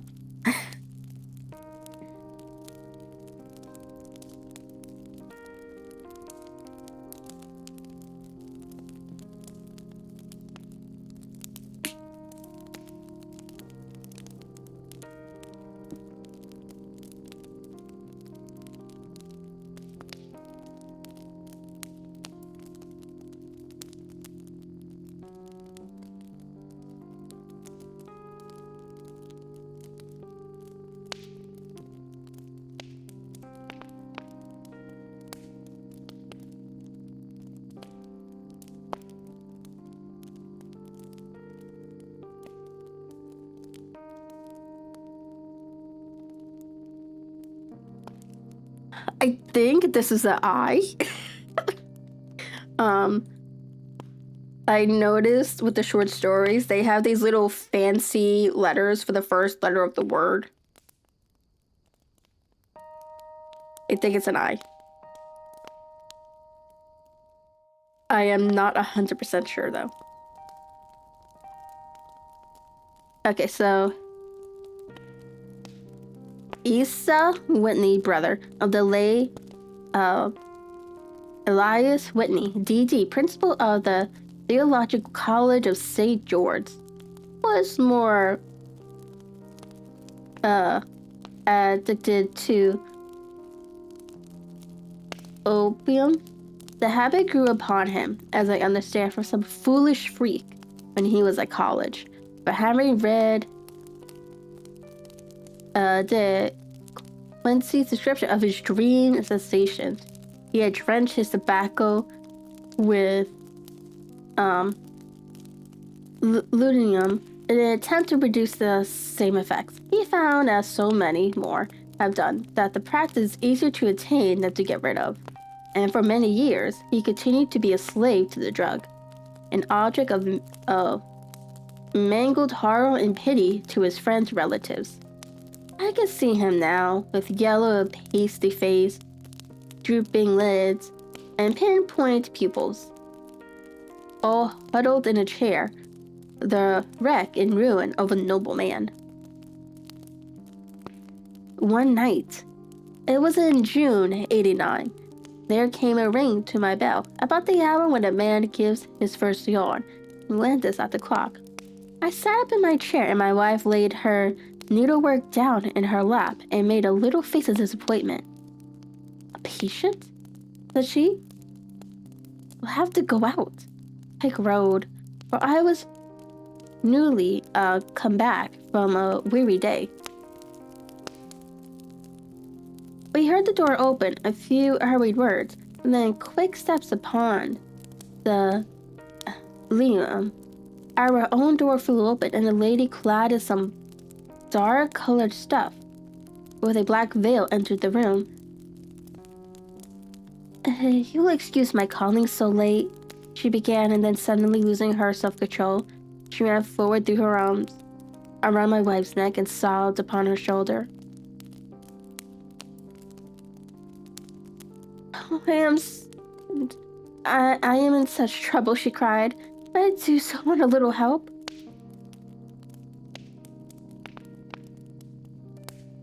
Oh, why? Said my wife, pulling up her veil. It is Kate Whitney. How you startled me, Kate. I had no idea who you were when you came in. I didn't know what to do, so I came straight to you. That was always the way. Folk who were in grief come to my wife like birds to a lighthouse. It was very sweet of you to come.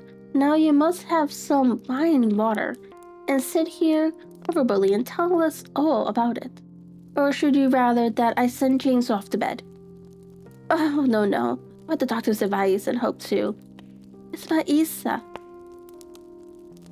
He has not been home for 2 days. I am so frightened about him. It was not the first time that she had spoken to us about her husband's trouble. To me as a doctor, to my wife, as an old friend, school companion. We soothed and comforted her by such words as we could find.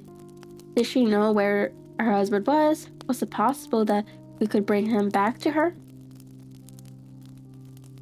It seemed that it was. She had the surest information that of the late he had when the fit was on him. Made use of the opium den in the farthest east of the city. Hit the row of his orgies had always been confined to one day, and he had come back, twitching and shattering in the evening. Shattering. But now the spell had been upon his 8 and 40 hour, and he lay there, doubtless among the dregs of the docks, breathing in the poison or sleeping off the effects. There he was to be found, she was sure of it, at the Bar of Gold at Upper Swandam Lane. But what was she to do? How could she, a young and timid woman, make her way into such a place and pluck her husband out from among the ruffians who surrounded him? Welcome back!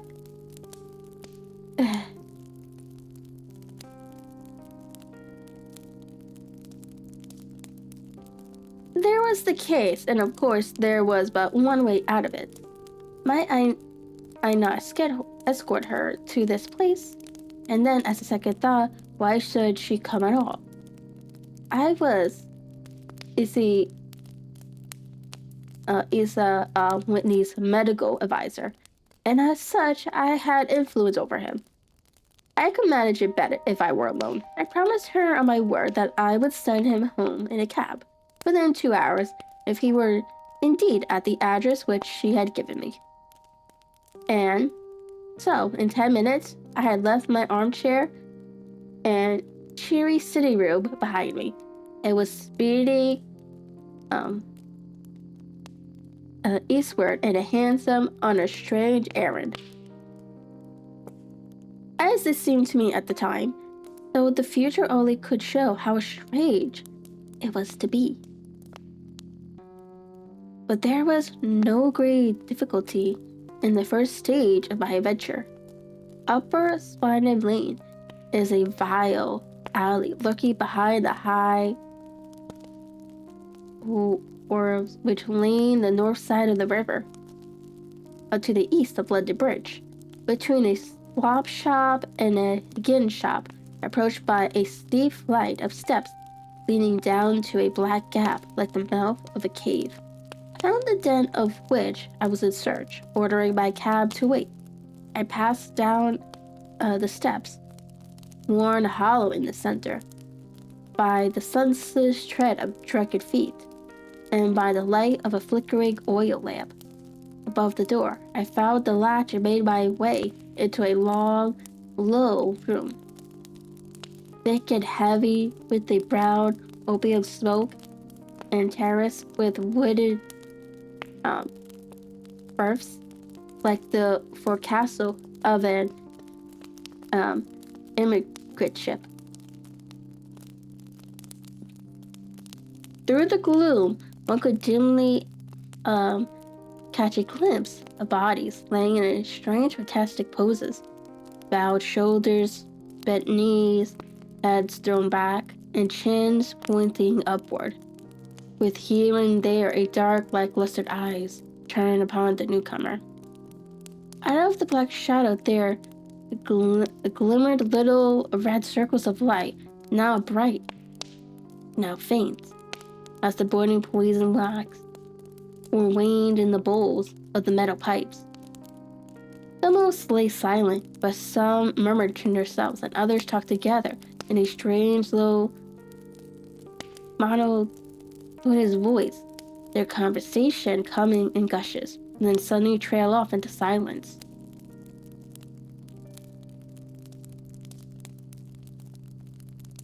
Each murmuring out their own thoughts and paying little heed to the words of their neighbor. At the further end was a small brazier of burned charcoal, beside which, on a three-legged wooden stool there, sat a tall, thin old man, with a straw resting upon his two fists, and his elbows upon his knees, staring into the fire. As I entered, a shallow Malay attendant had hurried up with a pipe for me and a supply of the drug, beating me to an empty berth. Thank you. I have not come to stay, said I. There is a friend of mine here, Mr. Isa Whitney, and I wish to speak with him.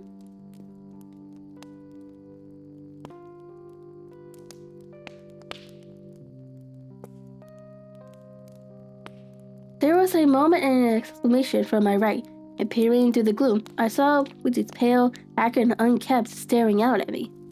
My God, it's Watson, said he. It was in a pitiable state of reaction, with every nerve in the twitter.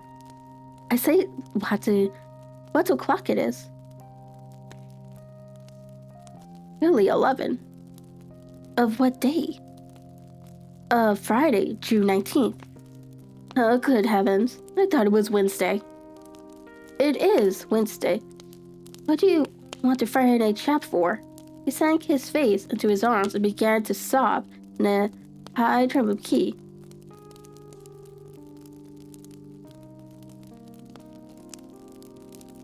I'll tell you that it is Friday, man. Your wife has been waiting. Waiting is 2 days for you. You should be ashamed of yourself. So I am, but you've got mixed, Watson, for I have only been here a few hours. 3 pipes, 4 pipes, I forgot how many, but I'll go home with you. I went and frightened Kate, poor little Kate. Give me your hand. Have you a cab? Yes, I have one waiting.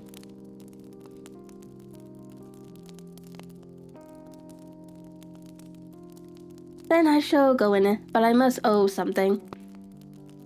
Find what I owe, Watson. I am all of color. I can do nothing for myself. I walked down the narrow passage between the double row of sleepers, holding my breath to keep out the vile, stupefying fumes of the drug, and looking about for the manager. As I passed the tall man who sat by the brazier, I felt a sudden pluck at my skirt and a low voice whispered, walk past me, and then look back at me. The words fell quite clearly upon my ear. I glanced down.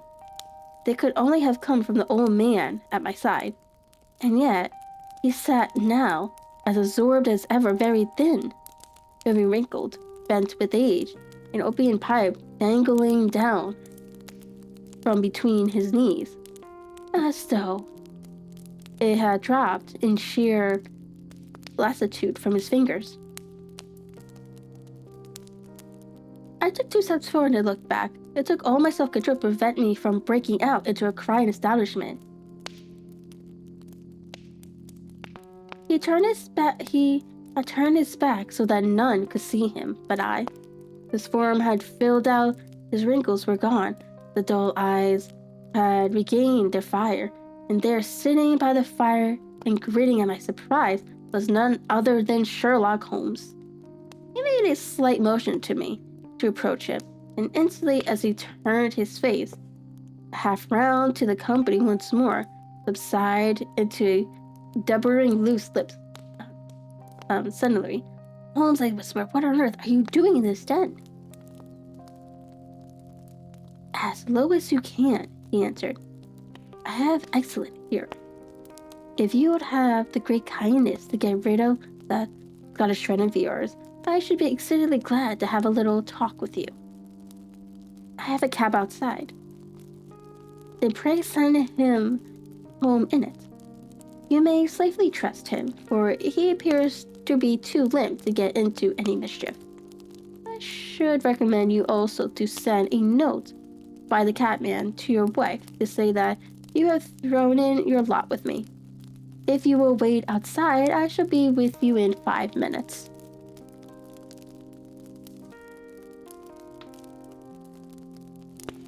It was difficult to refuse any of Sherlock Holmes' requests, but they were always so exceedingly definite, and put forward with such a quiet air of mastery.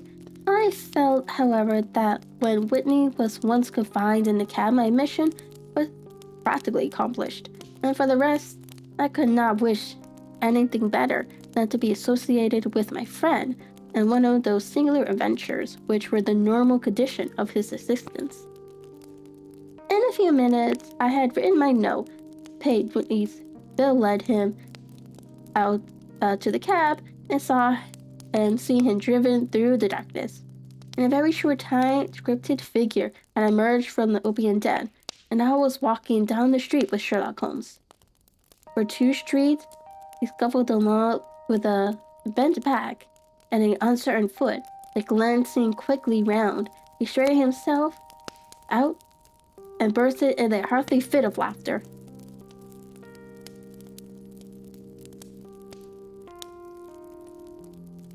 "I suppose, Watson," said he, "that you imagine that I have added opium smoking to cocaine injections and all the other little weaknesses on which you have favored me with your medical views. I was certainly surprised to find you there, but not more so than I to find you. I came to find a friend, and I to find an enemy." "An enemy?" "Yes, one of my natural enemies, or shall I say, my natural prey. Briefly, Watson, I'm in the midst of a very remarkable inquiry, and I have hopes to find a crime in the incoherent rambling of these thoughts, as I have done before now. And I've been recognizing that my life would not have been worth an hour's purchase, for I have used it before now for my own purposes. And the Lasker, who runs it, has sworn to have vengeance upon me. There was a trapdoor at the back of that building, near the corner of halls, perhaps, which could tell some strange tales of what has passed through it upon the moonless nights." "What? You do not mean bodies?" "Ah, bodies, Watson.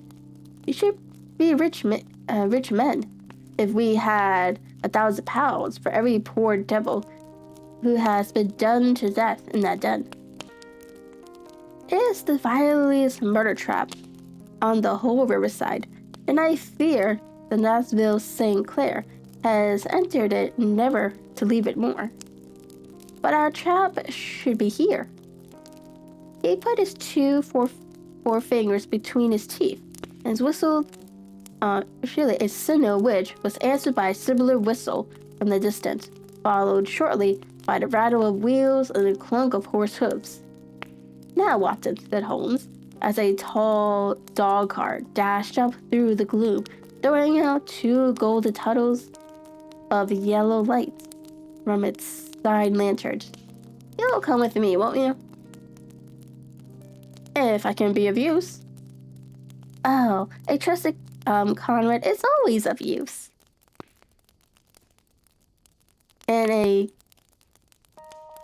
consular still more so. My room at the sitters is a double-bedded one. The sitters? Yes. That is Mr. St. Clair's house. I am staying there while I conduct the inquiry. Where is it then? Near Lee in Kent. We have a 7-mile drive before us. But I am all in the dark. Of course you are. You know all about it presently. Jump up there, alright? Alright, John. We shall not need you. Here's a half a crown. Look out, for me tomorrow. About 11.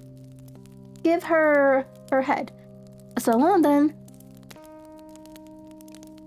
He flicked the horse with his whip, and we dashed away through the endless succession of somber and deserted streets, which widened gradually until we were flying across a broad, splash-dotted bridge, with the murky river flowing sluggishly beneath us.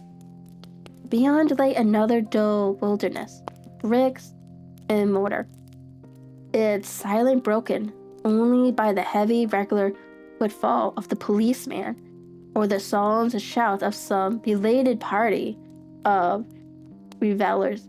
A dull rack was drifting slowly across the sky.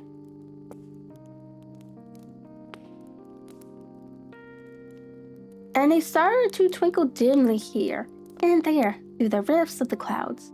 Holmes, driving in silence, with his head sunk upon his breast, in the air of a man who is lost in thought, while I sat beside him, curious to learn what this new quest might be which seemed to tax his power so sorely, and yet afraid to break in upon the current of his thoughts. We had driven several miles, and were beginning to get to the fringe of the belt of suburban villas, when he shook himself, shrugged his shoulders, and lit up his pipe with the air of a man who has satisfied himself that he is acting for the best. You have a grand gift of silence, Watson, said he. It makes you quite invaluable as a companion. Upon my word, it is a great thing for me to have someone to talk to, for my own thoughts are not over pleasant. I was wondering what I should say to this dear little woman tonight when she meets me at the door. You forget that I know nothing about it. I shall just have time to tell you the facts of the case before we go to Lee. It seems, certainly simple, and yet somehow I can get nothing to go upon. There's plenty of thread, no doubt, but I can't get the end of it, into my hand. Now, I'll state the case clearly and concisely to you, Watson, and maybe you can see a spark where all is dark to me. Proceed then. Some years ago, to be definite, is May 1884.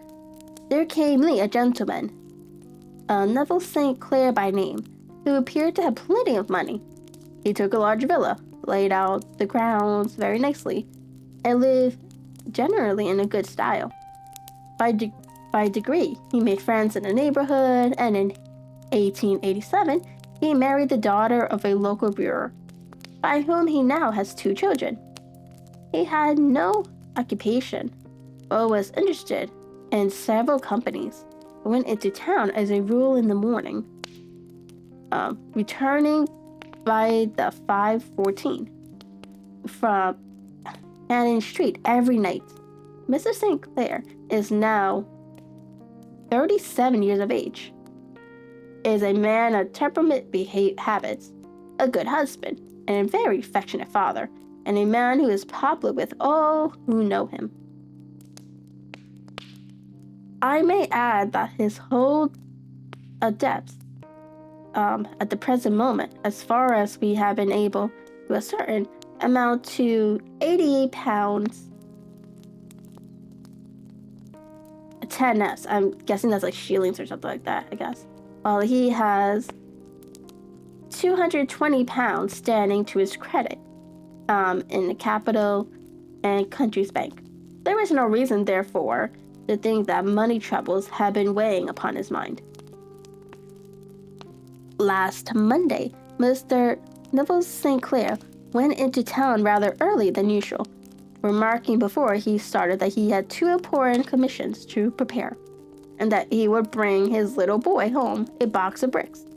Now, by the merest chance, his wife received a telegram upon this same morning, very shortly after his departure, to the effect that a small parcel of considerable value, which she had been expecting, was waiting for her at the office of the Aberdeen Shipping Company.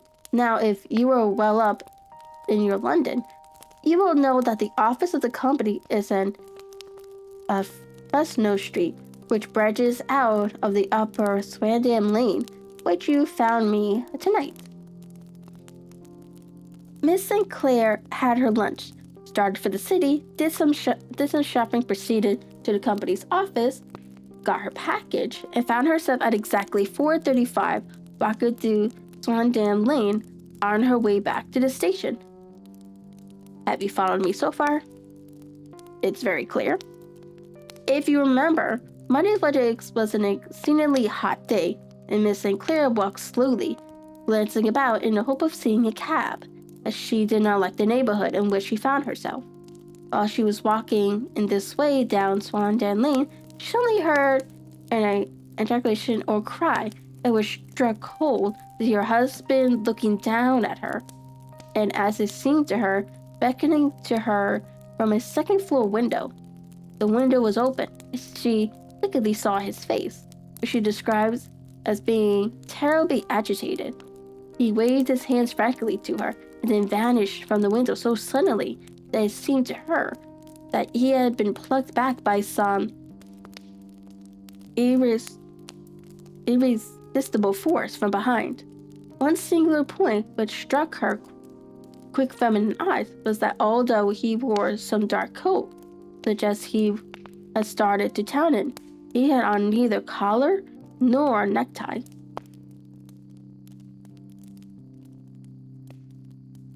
Convinced that something was amiss with him, she rushed down the steps, for the house was none other than the opium den in which you found me tonight, and running through the front room, she attempted to ascend the stairs which led to the first floor. At the foot of the stairs, however, she met this Lascar scoundrel of whom I have spoken, who trusted her back and abid by a Dan, who acts as insisted there, pushed her out into the street. Filled with the most maddening doubts and fear, she rushed down the lane and by rare good fortune met in Fresno Street a number of constables with an inspector, all on their way to the beat. Inspector and 2 men accompanied her back, and in spite of the continued resistance of the proprietor, they made their way to the room in which Mr. St. Clair had been last seen.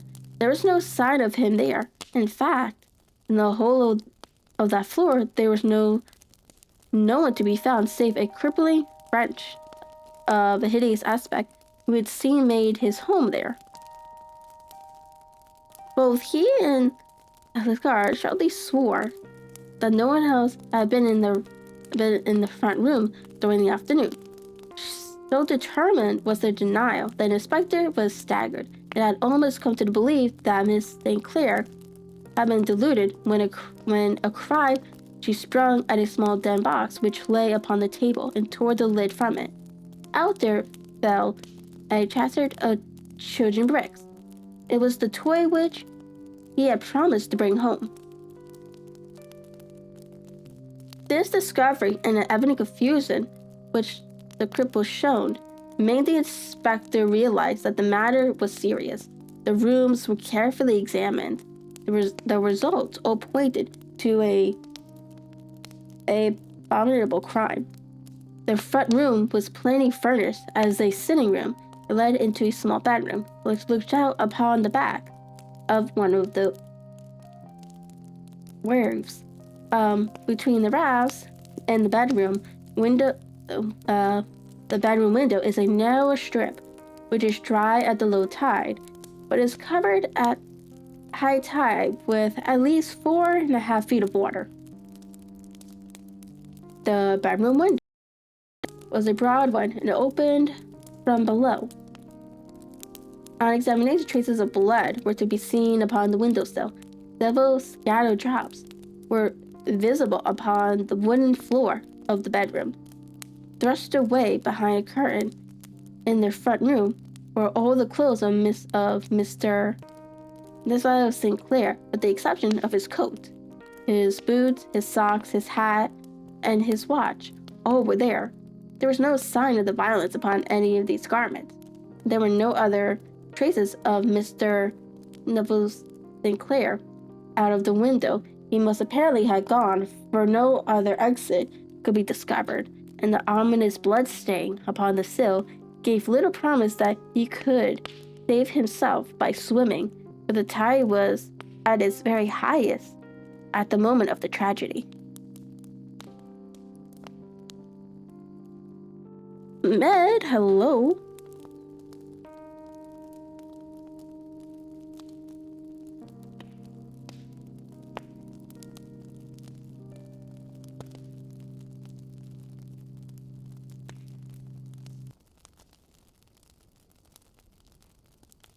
And now, as to the villains who seem to be immediately implicated in the matter.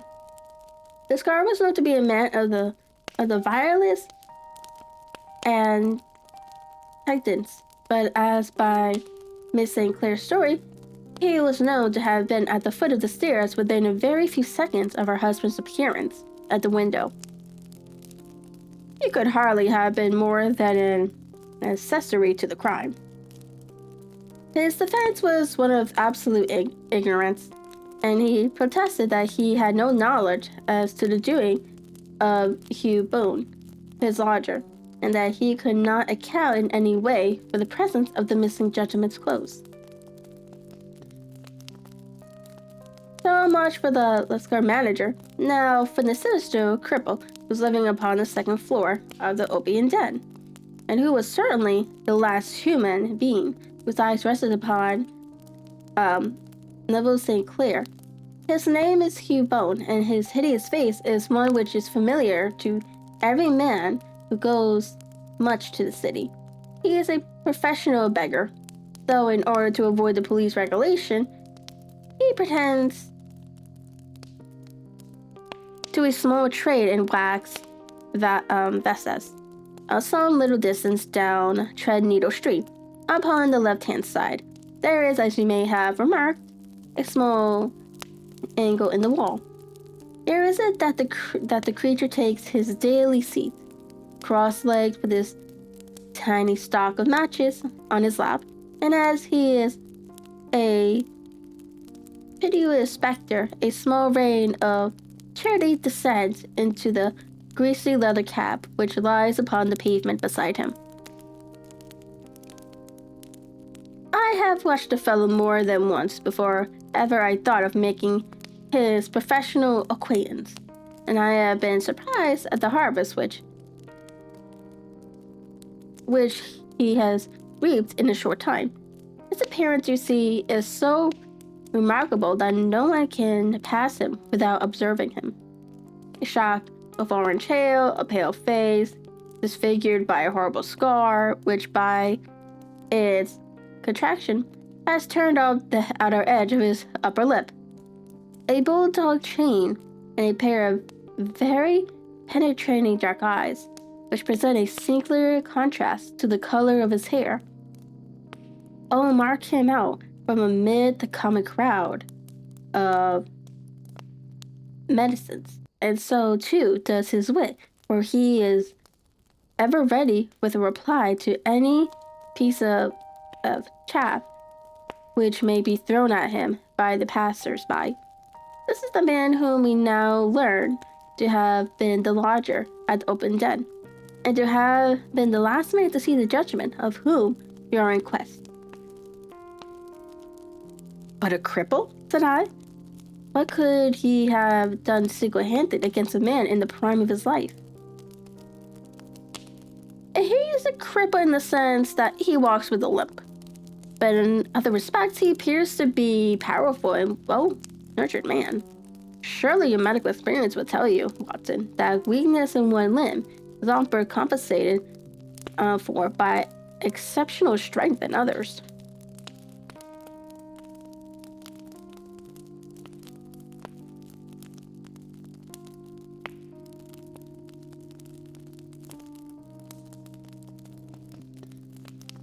Continue your narrative. Miss St. Clair had fainted at the sight of the blood upon the window, and she was escorted home in a cab by the police, as presence could be of no help to them in their investigation. Inspector Barton, who had charge of the case, made a very careful examination of the premises, without finding anything which threw any light upon the matter.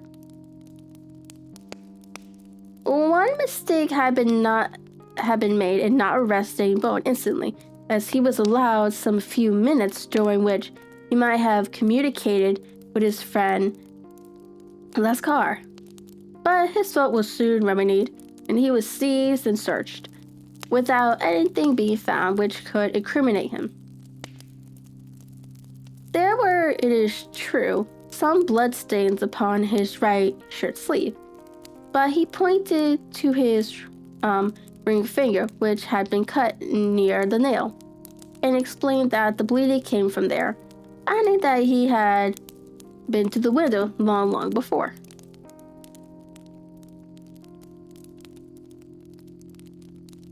And that the stains which had been observed there came doubtless from the same source. He denied strenuously having ever seen Mr. Neville St. Clair, and swore that the presence of his clothes in his room was as much a mystery to him as to the police. As to Miss St. Clair's assertion that she had actually seen her husband at the window, he declared that she must have been either mad or dreaming. He was removed, loudly protesting, to the police station, while the inspector remained upon the premises in hopes that the eating tide might afford some fresh clues. And it did, though. They hardly found upon the mud bank what they had feared to find. It was Neville St. Clair's coat, and not Neville St. Clair, which lay uncovered as the tide receded. And what do you think they found in the pockets? I cannot imagine. No, I don't think he would guess. Every pocket stuffed with pennies and half pennies, 421 pennies, and 270 half pennies. It was no wonder that it had not been swept away by the tide, but a human body is a different matter. There is a fierce edit between the raft and the house. It seemed likely enough that the weighted coat had remained when the stripped body had been sucked away into the river. But I understand that all the other clothes were found in the room. Would the body be dressed in a coat alone? No, sir, but the facts might be met suspiciously enough. Suppose that this man Bowen had dressed Neville St. Clair through the window. There was no human eyes which would have seen the deed. What would he do then? It would, of course, instantly strike him that he must get rid of the telltale garments. He would seize the coat, then be in the act of throwing it out, when it would occur to him that it would swim and not sink. He had little time, for he has heard the scuffle downstairs when the wife tried to force her way up, and perhaps he has already heard from this guard, Confederate, that the police are hurrying up the stairs. There is not an instant to be lost. He rushes to some secret hoard where he has accumulated the fruits of his beggary, and he stuffed all the coins upon which he could lay his hands into the pockets to make sure of the coat sinking. He throws it out and would have done the same with the other garments had he not heard the rush of steps below. I only just had time to close the window when the police appeared. It certainly sounds feasible. Well, we will take it as a working hypothesis. For the want of a better, Thorne, as I told you, was arrested and taken to the station, but it could not be shown that there had ever before been anything against him. He had for years been known as a professional beggar, but his life appeared to have been a very quiet and innocent one. There the matter stands at present, the questions which have to be solved. What Neville Clare was doing in the Upton Den? What happened to him when there? Where is he now? And what Hugh Bone had to do with his disappearance? Are all as far from a solution as ever. I confess that I cannot recall any case within my experience, which I looked at the first glance so simple and yet which presented such difficulties.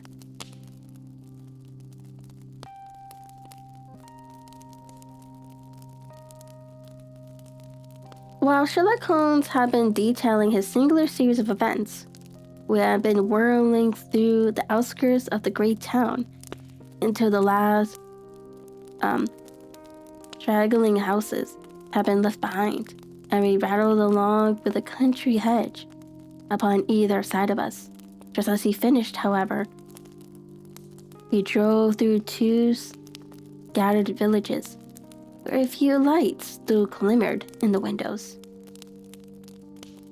"We're on the outskirts of Lee," said my companion. "We have touched on 3 English countries in our short drive, starting in Middlesex, passing over an angle of Surrey, and ending in Kent. See the light among the trees? This is the Setters, and besides that lamp sits a woman whose anxious ears have already, I have little doubt, caught the click of our horses' feet." "But why are you not conducted the case from Baker Street?" I asked. "Because there are many inquiries which must be made out here. Miss St. Clair has most kindly put 2 rooms at my disposal, and you may rest assured that she will have nothing but a welcome from my friend and colleague. I hate to meet her, Watson, when I have no news of her husband. Here we are. Whoa there, whoa." We had pulled up in front of the large villa, which stood within its own grounds. A stable boy had run out to the horse's head, and springing down, I lowered Holmes up to the small windy gravel drive which led to the house.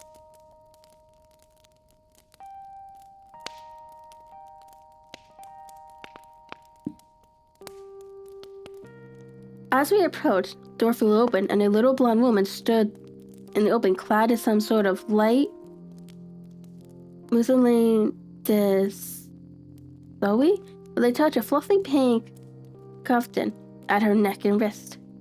She stood with her figure outlined against the flood of light, one hand upon the door, one half raised in her eagerness, her body slightly bent, her head and face protruded, with eager eyes and parted lips, a standing question. "Well," she cried, "well," and then seeing that there were 2 of us, she gave a cry in hopes, which sank into a grunt as she saw that my companion shook his head and shrugged his shoulders. "No good news? None. No bad? No. Thank God for that. Now come in. You must be weary, for you have had a long day."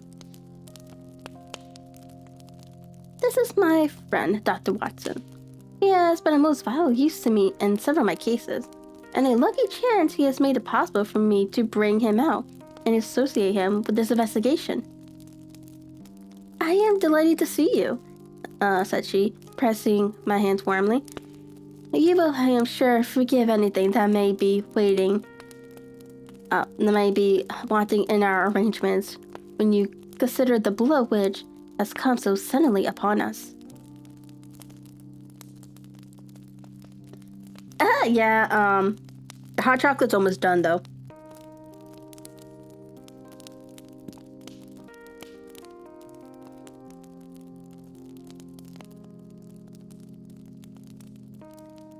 My dear madam, said I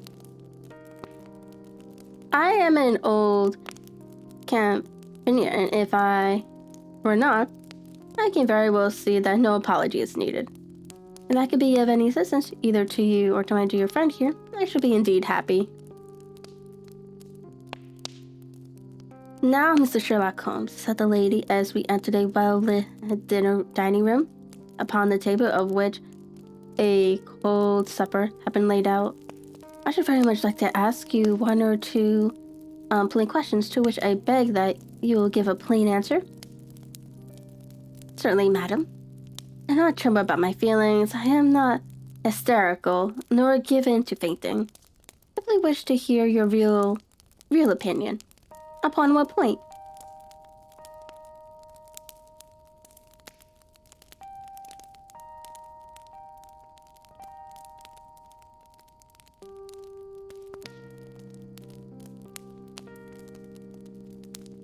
In your heart of hearts, do you think that Neville is alive?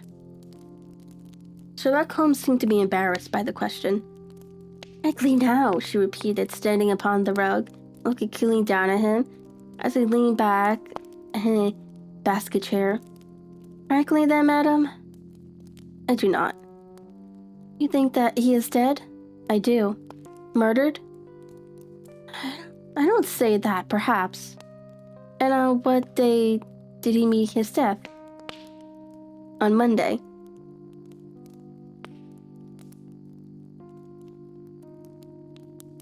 Then perhaps, Mr. Holmes, you will be good enough to explain how is it that I have received a letter from him today? Sherlock Holmes sprung out of his chair as if he had been vanished. What? Yes, today, he roared. Yes, today, she stood smiling, holding up a little slip of paper in the air.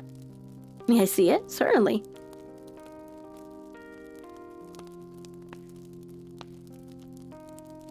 He snatched it from her in his eagerness and smoothed it out upon the table. He drew over the lamp and examined it intently. I had left my chair and was gazing at it over his shoulder. The envelope was a very coarse one.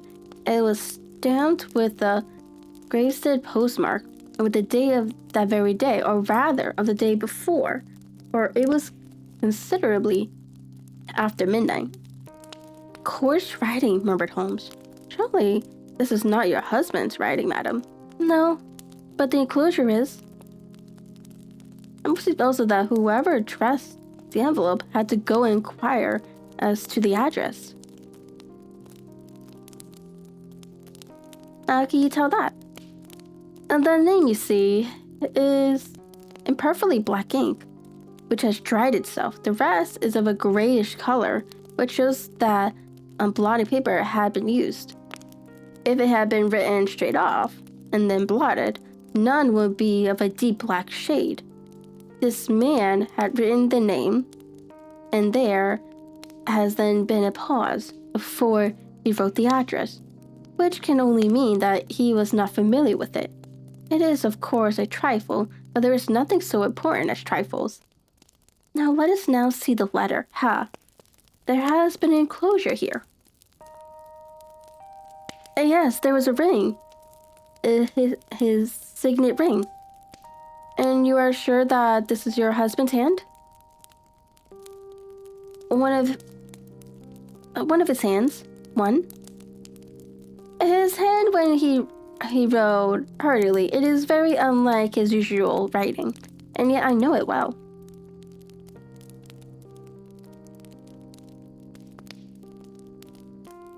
Dearest, do not be frightened.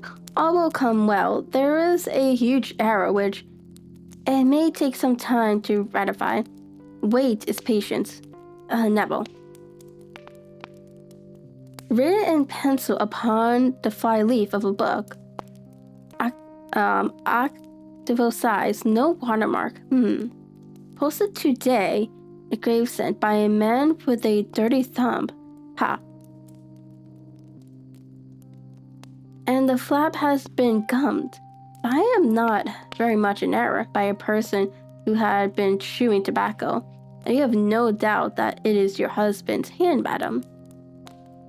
None. I never wrote those words.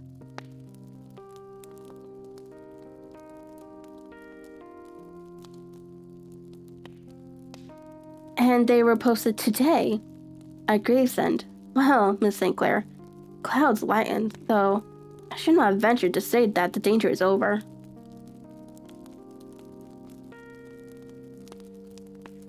But he must be alive, Mr. Holmes. Unless this is a clever forgery to put us on the wrong scent. The ring, after all, proves nothing. It may have been taken from him.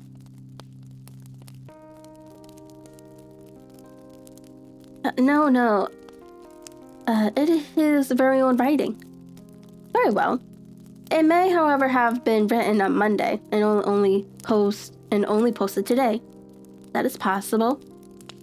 If so, much may have happened between. Oh, you must not discourage me, Mr. Holmes. Know that all is well with him. There is so keen a sympathy between us that I should know if evil came upon him. On the very day that I saw him last, he caught himself in the bedroom, and yet I, in the dining room, rushed upstairs instantly with the utmost certainty that something had happened. Do you think that I would respond to such a trifle and yet be ignorant of his death? I have seen too much not to know that the impression of a woman may be more valuable than the conclusion as an analytical reasoner. And this letter, you certainly have a very strong piece of evidence to corroborate your views. But if your husband is alive and able to write letters, why should he remain away from you? I cannot imagine. It is unthinkable. And on Monday, he made no remarks before leaving you? No. And you were surprised to see him at Swan Lane? Very much so. Was the window open? Yes. Then he might have called to you. He might. He only, as I understand, gave an articulate cry? Yes. A call for help, you thought? Yes. He waved his hands. But it might have been a cry of surprise. An astonishment at the unexpected sight of you might cause him to throw up his hands. It is possible. And you thought he was pulled back? He disappeared so suddenly.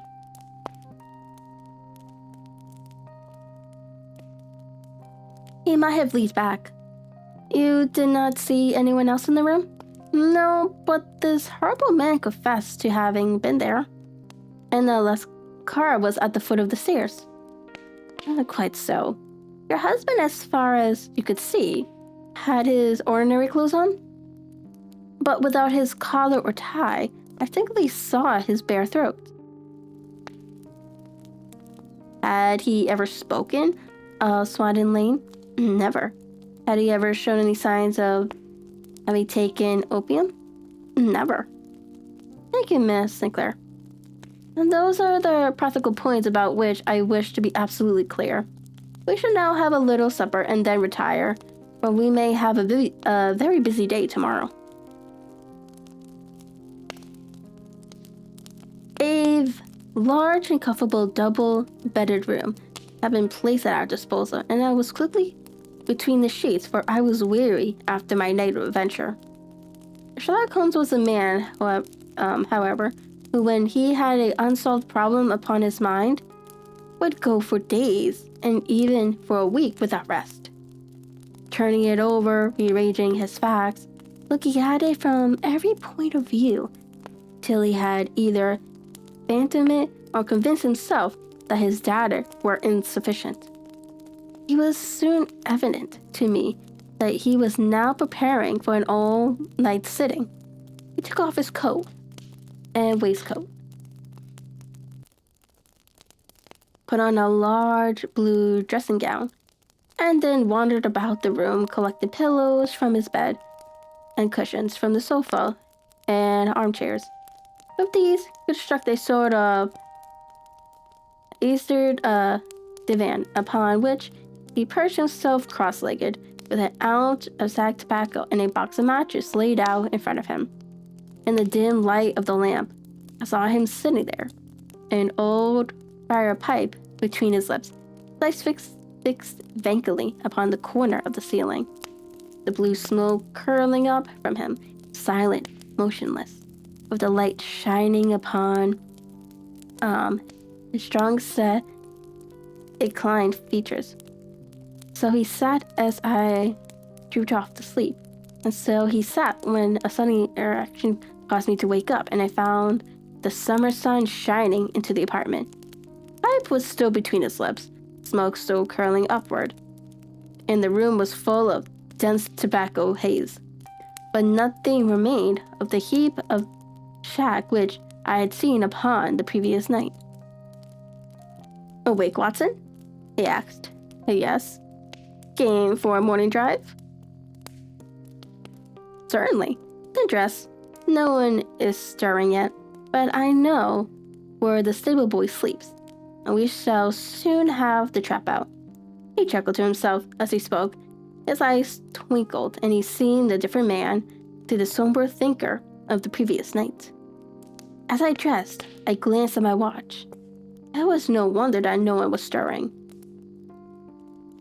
It was 25 minutes past 4. I had hardly finished when Holmes returned with the news that the boy was putting in the horse. "I want to test a little theory of mine," said he, pulling on his boots. "I think, Watson, that you are now standing in the presence of one of the most absolute fools in Europe. I deserve to be kicked from here to Charing Cross, but I think I have the key of the affair now." "And where is it?" I asked, smiling. "In the bathroom," he answered. "Oh yes, I am not joking," he continued, seeing my look of incredulity. "I have just been there, and I have taken it out, and I have got it in this Gladstone bag. Come on, my boy. We shall see. Rather, it will not fit the lock." We made our way downstairs as quietly as possible and out into the bright morning sunshine. In the road stood our horse and trap, with a half-class stable boy waiting at the head. We both sprung in, and away we dashed down the London road. A few country carts were stirring, bearing the vegetables to the metropolis, but the lane of villas on either side were as silent and lifeless as some city in a dream. "It has been at some point a singular case," said Holmes, flickering the horse on into a gallop. "I confess that I have been as blind as a mole, but it is better to learn wisdom late than never to learn it at all."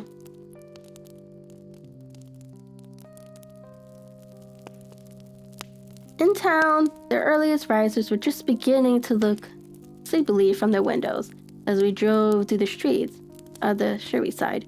Passing down the Waterloo Bridge Road, we crossed over the river, dashing up only 10th Street, wheeled sharply to the right, and found ourselves in Bow Street. Sherlock Holmes was well known to the force, and the two constables at the door saluted him. One of them held the horse's head, while the other let us in. "Who is on duty?" asked Holmes. "Inspector Bradstreet, sir." "Ah, Bradstreet, how are you?" A tall straw had come down the stone-flagged passage in a key cap, a frock jacket. "I wish to have a quick word with you, Bradstreet." "Certainly, Mr. Holmes." "Step into my room here." It was a small office-like room, with a huge ledger upon the table, and a phone projecting from the wall. The inspector sat down at his desk. "What can I do for you, Mr. Holmes?" "I called about the beggar Man-Bone, the one who was charged with being concerned in the disappearance of Mr. Neville St. Clair of Lee." "Yes, he was brought up and reprimanded for the further inquiries." "So I heard. You have him here?" In the cells? Is he quiet? Oh, he gives no trouble, but he is a dirty scoundrel. Dirty? Yes, it is all we can do to make him wash his hands and his face. It's as black as a thinker. Well, when once his case has been settled, he will have a regular prison bath, and I think, if you saw him, you would agree with me that he needed it. I would like to see him very much. Would you? It is easily done. Now come this way. You can leave your bag. No, I think that I'll take it. Very good. Come this way, if you please. He led us down the passage, opening a bar door, passed down a winding stair, and brought us to a whitewashed corridor with a line of door on each side.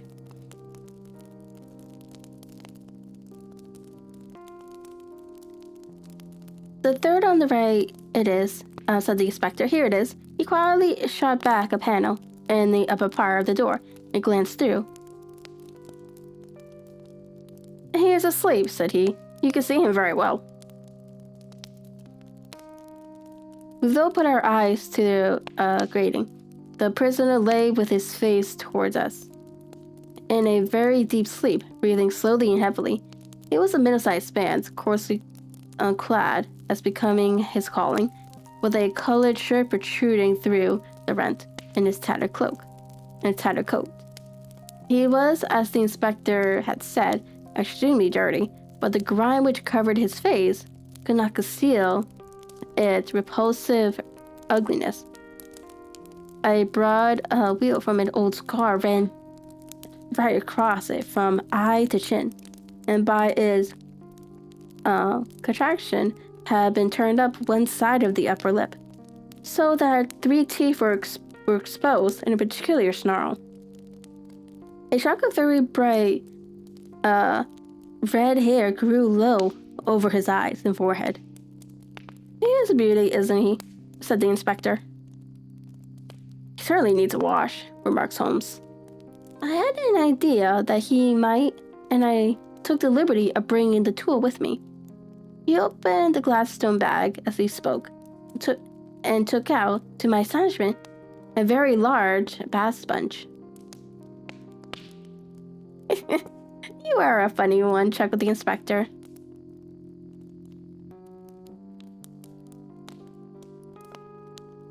Now, if you will have the great goodness to open that door very quietly, we will soon make him cut a much more respectable figure. Well, I don't know why not, said the inspector. He doesn't look a credit to the Bow Street cells, does he? He slipped his key into the lock, and we all very quietly entered the cell. The sleeper half turned, and then settled down once more into deep slumber. Holmes stooped to the water jug, moistened his sponge, and then rubbed it twice vigorously across and down the prisoner's face. Let me introduce you, he shouted, to Mr. Neville Sinclair of Lee, in the county of Kent.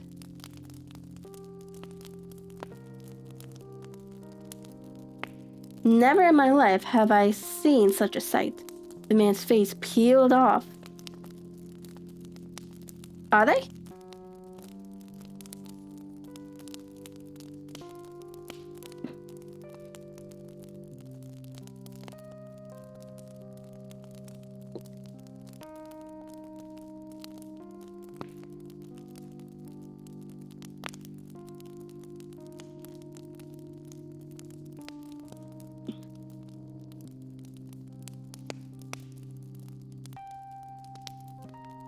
Never have I seen such a sight. The man's face peeled off under the sponge. Ooh. Oh, wait, hold on. The man's peeled off under the sponge, like the bark from a tree, gone with the coarse brown tint, gone too with the horrid scar which had seamed it across. And and twisted lips, which had given the repulsive sneer to the face. A twitch brought away the tinged red hair, and there, sitting up in his bed, was a pale, sad faced, refined-looking man, black-haired and smooth-skinned, rubbing his eyes and staring about him with sleep, bewilderment. Then suddenly realizing the exposure, he broke into a scream and threw himself down with his face to the pillow. "Great heavens," said the inspector. "It is indeed the missing man. I know him from the photograph."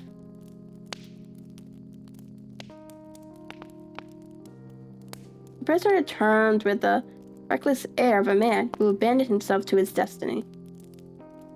"Be it so," said he, "and pray what I am charged with."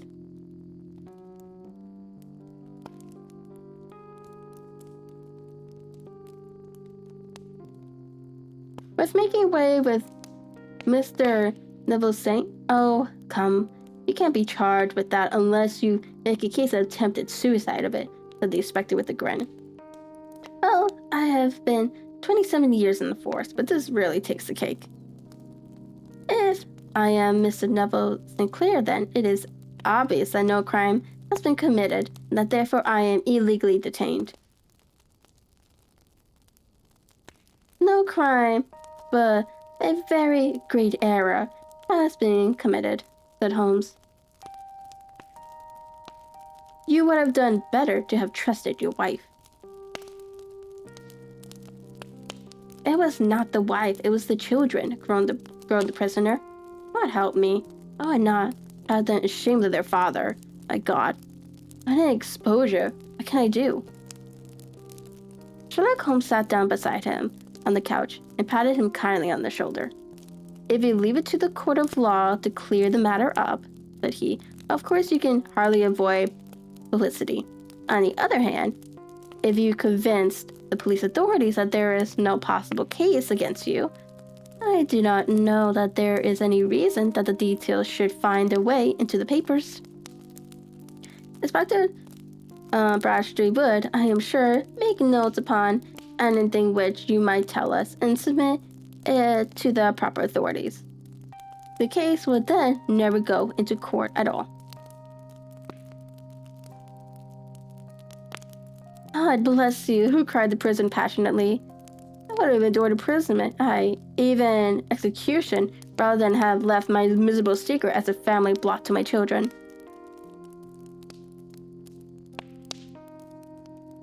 "You are the first who have ever heard my story. My father was a schoolmaster in Chesterfield, which I received an excellent education. I traveled in my youth, took the stage, and finally became a reporter on an evening paper in London. One day my editor wished to have a series of articles upon begging in the metropolis, and I volunteered to supply them. There was a point from which all my adventures started. I was only by trying begging as an amateur that I would get the facts upon which to base my articles. When an actor, I had, of course, learned all the secrets of making up and had been famous in the green room for my skill.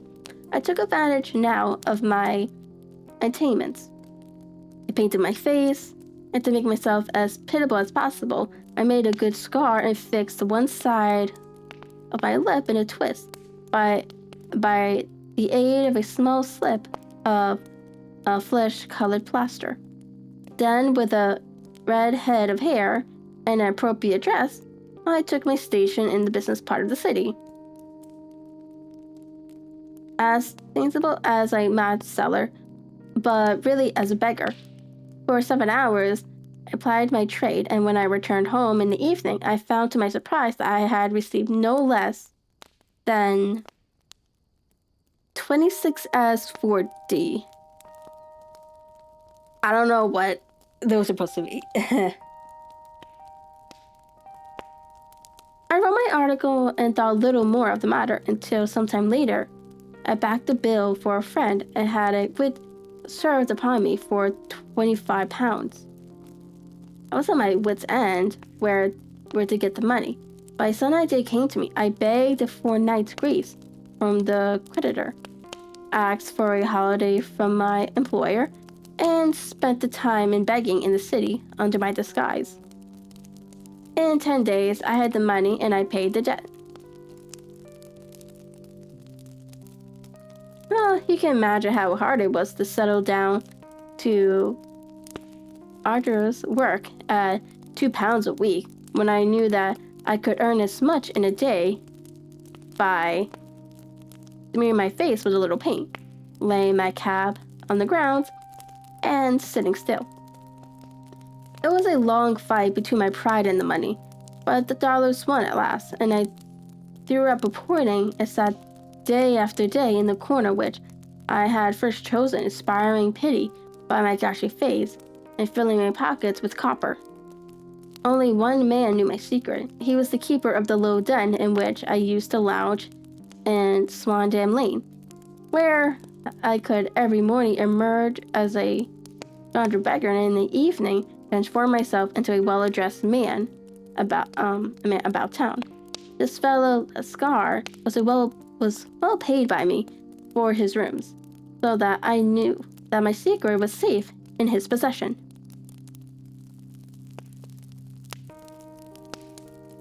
Well, very soon I found that I was saving considerable sums of money. I do not mean that any beggar in the streets of London could earn £700 a year, which is less than my average takes. But I had exceptional advantages in my power of making up, and also in a facility of repartee, which improved by practice and made me quite a recognized character in the city. All day a stream of pennies, varies by silver, poured in upon me, and it was a very bad day in which I failed to take £2. As I grew richer, I grew more ambitious, took a house in the country, and eventually married, without anyone having a suspicion as to my real occupation. My dear wife knew that I had a business in the city. She little knew that what. Last Monday, I had finished for the day and was dressing in my room about the opium den when I looked out the window and saw, to my horror and astonishment, that my wife was standing in the window in the street, with her eyes fixed upon me. I gave a cry of surprise, threw up my arms to cover my face, and rushing to my confidant, Lascar, entreated him to prevent anyone from coming up to me. I heard her voice downstairs, but I knew that she could not send. Swiftly, I threw off my clothes, pulled on those of the beggar, and put on my pigments and wig. Even a wife's eyes could not pierce so complete a disguise. But then it occurred to me that there might be a search in the room, and that the clothes might betray me. I threw open the window, reopened, by my violence, a small cut which I had inflicted upon myself in the bedroom that morning. Then I seized my coat, which was weighed by the copper, which I had just transferred to it from the leather bag in which I carried my takings. I hurled it out of the window, and it disappeared into the Thames. The other clothes would have followed, but at the moment there was a rush of constables up the stairs, and a few minutes after I found, I confess to my relief, that instead of being identified as Mr. Neville St. Clair, I was arrested as his murderer. I do not know that there is anything else for me to explain. I was determined to preserve my disguise as long as possible, and hence my preference for a dirty face. Knowing that my wife would be terribly anxious, I slipped off my ring and confided it to Lascar at the moment when no constable was watching me, together with a hurried squirrel, telling her that she had no cause to fear. That note only reached her yesterday, said Holmes. Good God. What a week she must have spent. The police have watched this Scar, said Inspector Bradstreet, and I can't quite understand that he might find it difficult to post a letter unobserved. Probably he handed it to some sailor customer of his, or forgot all about it for some days.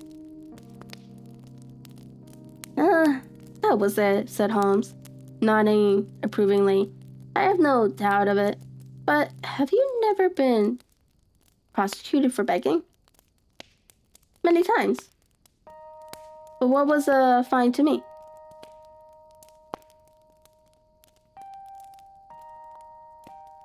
I must stop here, however, said Bradstreet. If the police are to hush these things up, there must be no more of Hugh Bone. I have sworn it by the most solemn oaths which a man can take.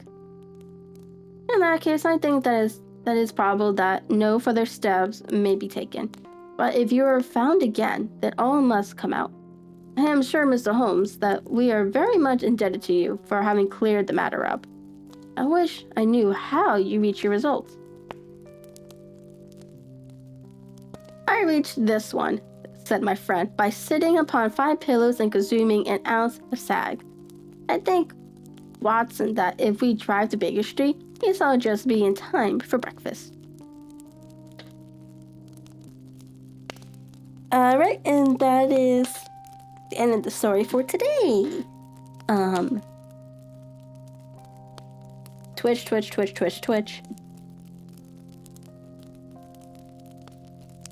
Oh, if it looks like the eyes are going down, it's probably because I'm looking down the page.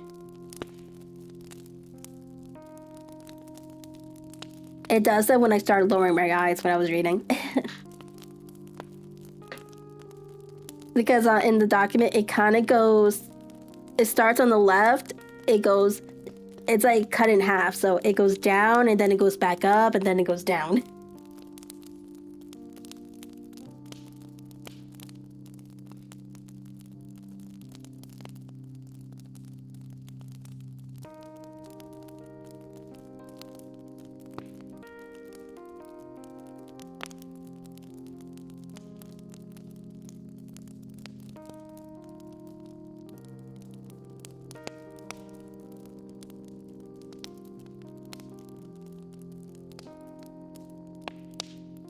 It looks like Ken is streaming Super Mario's.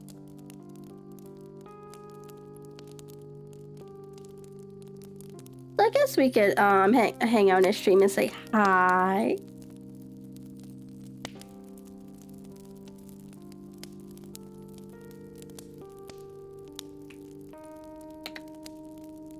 Alright, thank you everyone who came to today's stream today. I appreciate every one of you. I will see everyone again next week. For more, we'll be continuing the next 2 stories of Sherlock Holmes. I think there's like 3 more after this, like 3 more streams after this for Sherlock Holmes. Then we can move on to the memoirs of Sherlock Holmes. Until then, I will see everyone next week. Bye.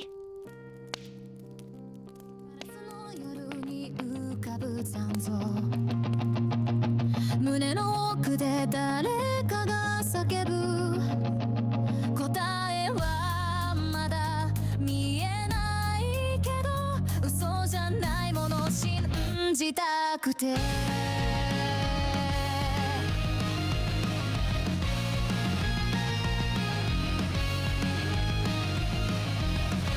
たい街に滲む足音